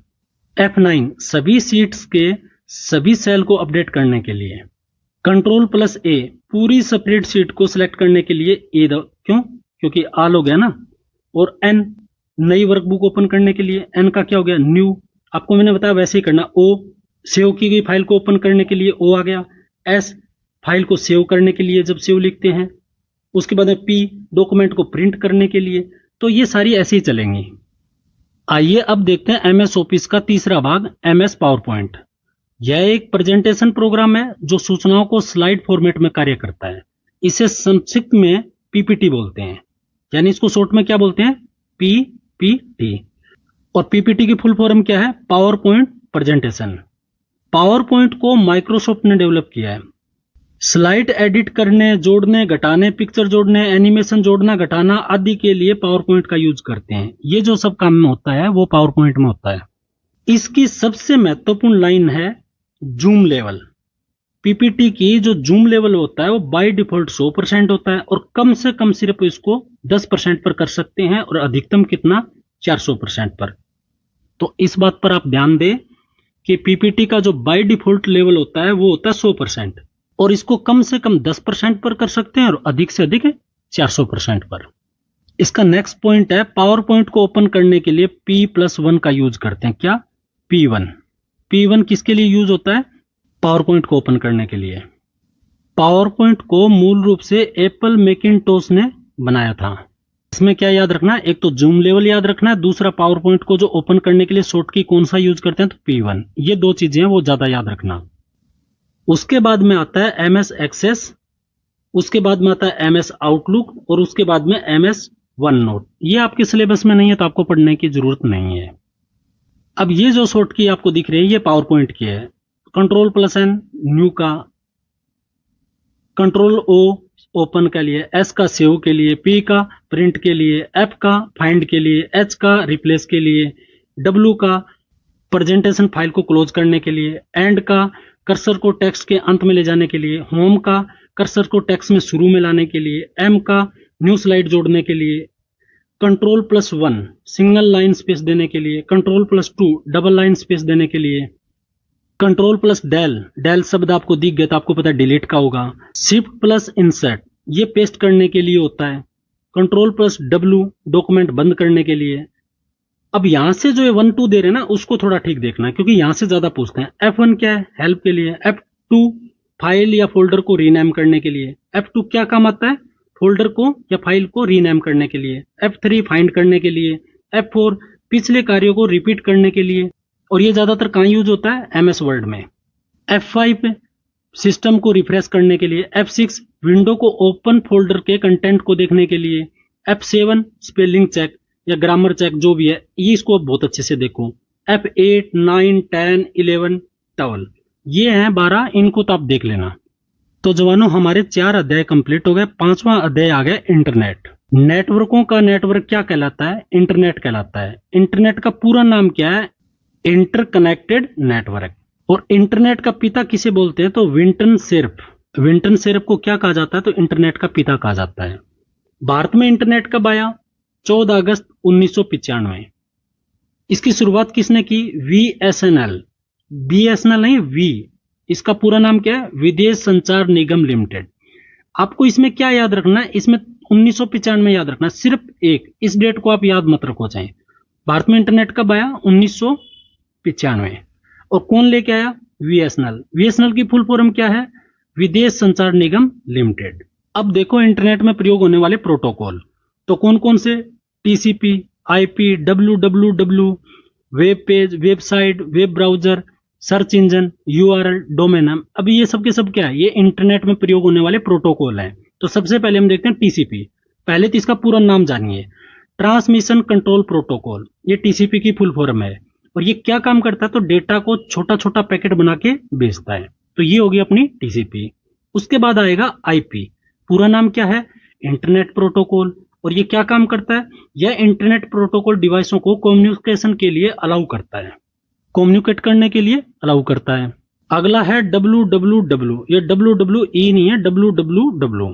इसका पूरा नाम क्या है? World wide web. यह इंटरनेट का महत्वपूर्ण हिस्सा है। आविष्कार इसका किसने किया? तो आविष्कार किया इसका टिम बर्नर्स-ली। टिम बर्नर्स-ली, ये इसका नाम है। इसने इसका आविष्कार किया। इसमें वेब पेज और वेबसाइट आपस में जुड़े रहते हैं। किसमें? www।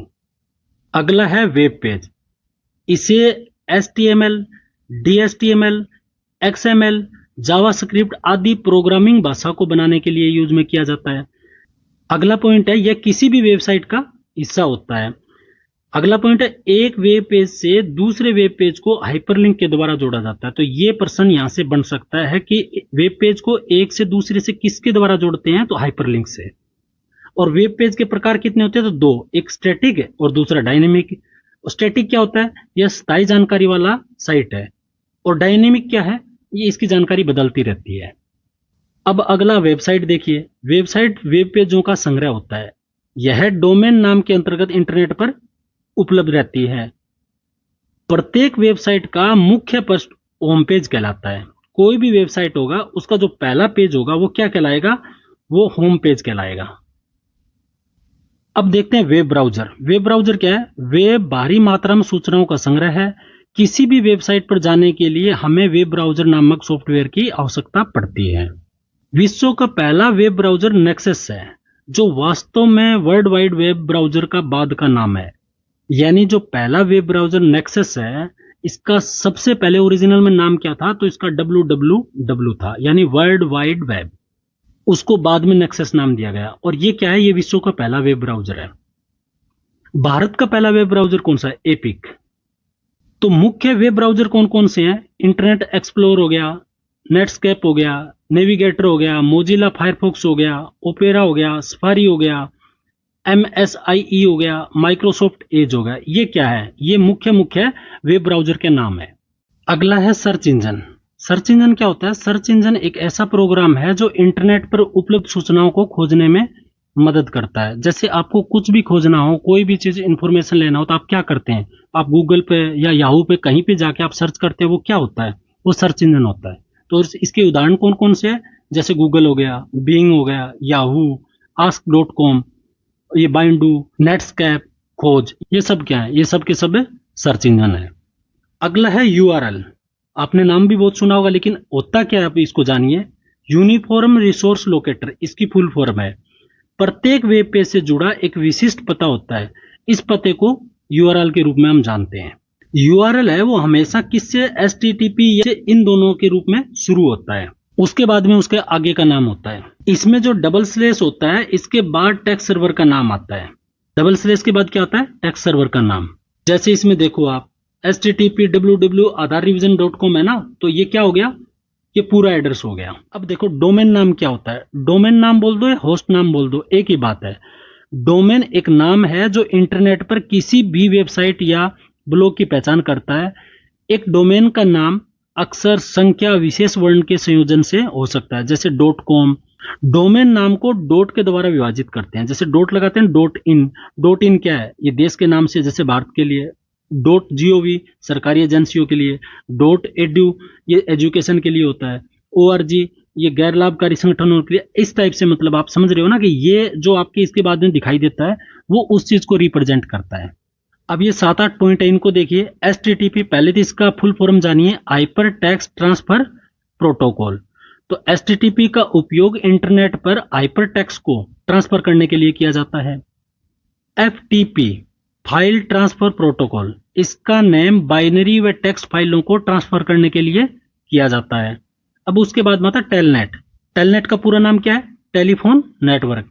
ये किसी भी लोकल कंप्यूटर को इंटरनेट के माध्यम से दूर स्थान पर स्थित कंप्यूटर को डेटा, सूचना, रिसोर्स को यूज करने की परमिशन देता है। महत्वपूर्ण प्रोटोकॉल टीसीपी या आईपी। टीसीपी की फुल फॉर्म क्या है? Transmission control protocol. और आईपी की क्या फुल फॉर्म है? Internet protocol. इसमें दो प्रोटोकॉल का एक सेट होता है जो टीसीपी डेटा की प्रवाह को कंट्रोल करता है। उसके बाद आता है यूडीपी। इसका क्या काम है? इसका यूज दो कंप्यूटरों के बीच में डेटा ट्रांसफर करने के लिए किया जाता है। उसके बाद में आता है एआरपी। एआरपी फुल फॉर्म क्या है? Address resolution protocol. और ये क्या काम आता है? ओएसआई मॉडल के नेटवर्क को लेयर का सबसे महत्वपूर्ण प्रोटोकॉल है ये, जो मैक एड्रेस को खोजने में हेल्प करता है। और मैक की फुल फॉर्म क्या है? Media access control. और ओएसआई की फुल फॉर्म क्या है? Open system interconnection. उसके बाद में आता है PPP, triple P, point to point protocol. PPP एक कम्युनिकेशन प्रोटोकॉल है जो दो उपकरणों के बीच में सीधा संबंध स्थापित करके देता है। अब हम आ गए छठे अध्याय में। उसका नाम क्या है? ईमेल। आप चाहे 4th ग्रेड की तैयारी कर रहे हो, आप चाहे वीडियो की तैयारी कर रहे हो या पीएसआई की तैयारी कर रहे हो, ये एकमात्र चैनल है जो आपको संपूर्ण सिलेबस की क्लास फ्री में पढ़ा रहा है। तो इसको सब्सक्राइब अभी कर लो ताकि आप मेरे से जुड़े रहें और आपको सब कंटेंट है वो फ्री में पढ़ाऊंगा यहाँ पर। तो ईमेल की परिभाषा देखो पहले। एक ऐसी इलेक्ट्रॉनिक सेवा है जिसके द्वारा इंटरनेट के माध्यम से किसी भी कंप्यूटर या मोबाइल से विश्व के किसी भी भाग में संदेश किसी भी फॉर्मेट में हो सकता है, वो टेक्स्ट में हो सकता है, वो इमेज में हो सकता है, वो वीडियो में हो सकता है, तो तुरंत उसको भेजी और प्राप्त की जा सकती है। अब देखो ईमेल के बारे में। इसका पूरा नाम क्या है? Electronic mail. इसके जनक कौन है? रे टॉमलिंसन। क्या? रे टॉमलिंसन। विश्व का पहला मेल 1971 में बना। और प्रमुख ईमेल सेवाएं कौन कौन दे रही है? तो जीमेल दे रही है, याहू मेल दे रही है, हॉटमेल दे रही है, रेडिप मेल दे रही है, प्रोटोन मेल दे रही है। ये क्या है? ये ईमेल सेवाएं देती है। पहला फ्री ईमेल प्रदाता कौन था? तो हॉटमेल था 1996 में। आपने कभी ईमेल खोल के देखा होगा ना जिसमें स्पैम या जंक फोल्डर आपको नजर आता, तो ये क्या होते हैं? अनचाहे संदेश है वो स्पैम या जंक फोल्डर में रखे जाते हैं। ईमेल में फाइल जोड़ने की प्रक्रिया को अटैचमेंट कहते हैं। अब पूरी ईमेल का भाग कौन कौन से वो देखते हैं, मुख्य मुख्य भाग। सबसे ऊपर हमें दिखाई देता है टू। इसमें क्या होता है? जो मेल जिसको भेजना होता है उसको लिखते हैं। उसके बाद में आता है सीसी, कार्बन कॉपी। अन्य लोगों को भी कार्बन कॉपी भेजने के लिए यानी एक साथ भेजने के लिए सीसी का प्रयोग करते हैं। उसके बाद में आता है बीसीसी, जिसका फुल फॉर्म है ब्लाइंड कार्बन कॉपी। ये प्रश्न 2-3 बार आ गया भाई, बीसीसी की फुल फॉर्म क्या है? तो क्या है? Blind carbon copy. ये क्या है? प्राप्तकर्ताओं के ईमेल एड्रेस को छुपाने के लिए यूज किया जाता है। ये एक दूसरे को, मान लो आपने 50 को भेजा तो 50 आपस में एक दूसरे के एड्रेस नहीं देख पाएंगे, तो वो क्या है? बीसीसी। उसके बाद में आता है सब्जेक्ट। सब्जेक्ट में क्या लिखते हैं वो आपको पता ही है कि टाइटल लिखते हैं या शीर्षक मान लो। और फिर आता है अटैचमेंट। अटैचमेंट क्या होता है? फाइल, डॉक्यूमेंट, इमेज आदि को उसमें जोड़ के भेज सकते हैं। तो ये मेल के मुख्य भाग है। अब ईमेल से संबंधित प्रोटोकॉल। एक आता है एसएमटीपी। इसका फुल फॉर्म क्या है? Simple mail transfer protocol. और इसका किस में प्रयोग होता है? मेल भेजने में। उसके बाद में आता है पीओपी, पोप। इसका फुल फॉर्म क्या है? Post office protocol. और ये ईमेल प्राप्त करने के लिए यूज किया जाता है। उसके बाद में आता है आईएमपी, आईमैप। इसके फुल फॉर्म क्या है? Internet message access protocol. ये क्या है? ईमेल को सीधे सर्वर पर पढ़ने और प्रबंध करने के लिए। इसको आप सर्वर पर डायरेक्ट पढ़ने के लिए यूज कर सकते हैं। अब जो प्रश्न विभिन्न परीक्षाओं में पूछे गए हैं उनका कलेक्शन है ये। पहला पॉइंट क्या है? कंप्यूटर प्रोसेस द्वारा डेटा को इंफॉर्मेशन में बदला जाता है। कंप्यूटर में जो रॉ मटेरियल होता है उसको प्रोसेस करके यानी डेटा को किस में बदल देते हैं? इंफॉर्मेशन में। अगला पॉइंट है बिजनेस उपयोग के लिए उपलब्ध कराया जाने वाला पहला कंप्यूटर कौन सा था? तो यूनिवेक। इंटेल कंपनी ने सर्वप्रथम माइक्रोसॉफ्ट का विकास किया। आपको बताया था ना कि पहला कौन सा? 4004। ये 4004 क्या? इंटेल 4004। कंप्यूटर के प्रमुख कार्य कौन कौन से हैं? इनपुट लेना, उसको प्रोसेस करना, उसको आउटपुट देना, आउटपुट मतलब रिजल्ट देना, और उसको स्टोर करना। ये काम है कंप्यूटर के मुख्य मुख्य। कंप्यूटर को कितनी पीढ़ियों में बांटा गया है? 5, प्रथम, द्वितीय, तृतीय, चतुर्थ, पंचम, आपको जो बताया था। उसके बाद में रजिस्टर। रजिस्टर क्या है? सीपीयू के अर्थमेटिक लॉजिकल में होता है। रजिस्टर कहां पाया जाता है? तो सीपीयू के एएलयू में पाया जाता है। उसके बाद है सीपीयू और इनपुट आउटपुट के बीच संकेतों का आदान प्रदान को कंट्रोल कौन करता है? तो कंट्रोल यूनिट, जिसको हम क्या लिखते थे? सीयू लिखते थे, नहीं लिख रहे हैं। कंप्यूटर किसी भी प्रोग्राम को किस क्रम में निष्पादित करता है? सबसे पहले फैच, फिर डिकोड और फिर एग्जीक्यूट। फैच क्या है? कमांड को ले जाने की प्रक्रिया है। सीपीयू को माइक्रो प्रोसेसर भी कहा जाता है, ये 2-3 बार बता दिया, और ये प्रश्न बहुत बार आए हैं। कंप्यूटर सिस्टम में प्रोसेसिंग स्पीड मापी जाती है, किस में मापी जाती है? MIPS, मिलियन इंस्ट्रक्शन पर सेकेंड। एएलयू रजिस्टर में काम करता है। डेटा को इंफॉर्मेशन में कौन बदलता है? प्रोसेसर। रैम रोम कहां स्थित होता है? तो मदरबोर्ड में। अगला पॉइंट भी बहुत महत्वपूर्ण है, प्रोसेसर और मेन मेमोरी के बीच में स्पीड मिसमैच को मेंटेन कौन करके देता है? तो कैश मेमोरी। मोडेम को जोड़ा जाता है मदरबोर्ड से। मदरबोर्ड का दूसरा नाम क्या है? System board. मोडेम इनपुट और आउटपुट दोनों डिवाइस का उदाहरण है। एकमात्र मोडेम ऐसा है जो इनपुट और आउटपुट दोनों का उदाहरण के रूप में माना जाता है। उस हार्डवेयर को क्या कहते हैं जो मेन कंप्यूटर सिस्टम का भाग नहीं होते हुए प्राइस सिस्टम के साथ बाद में जुड़ जाते हैं? उसको बोलते हैं पेरिफेरल डिवाइस। ये फ्रेल नहीं है, फेरल। वहां टाइपिंग वाले से ठीक से बात करनी पड़ेगी। का एक मोर्चे पर हमने फतेह हासिल कर ली। आप इसको बहुत अच्छे से पढ़िए, 2 बार 4 बार लिख के देखिए, और जब भी आपको ऐसा लगे कुछ भूल रहा हूं तो क्लास देख लीजिए। आप इसको वास्तु लेटर में सेव करके रखो। एक बार मुझे कमेंट करके बताओ यहां तक मतलब कंप्लीट क्लास किस किस ने देखी है, और मेरे साथ इस मिशन में जुड़ने के लिए 4th फतेह जरूर लिख देना। मैं एक बार फिर लिख के दिखा देता हूं। आप कमेंट में लिख दो 4th फतेह सिर्फ। आप इस मिशन में मेरे साथ जुड़ सकते हैं। पूरा भरोसा दिलाता हूं, मिशन फेल नहीं होने दूंगा। और भी आपको स्टडी रिलेटेड कोई समस्या है तो आप मेरे से पूछ सकते हैं। अगर आप मेरी क्लास पहली बार देख रहे हैं, आपको कैसा लगा, कैसा अनुभव रहा, जरूर बताएं। अगर आप मेरी मदद करना चाहते हैं तो इस वीडियो को आप शेयर कर सकते हैं ताकि अधिक से अधिक बच्चे अपने साथ जुड़ें।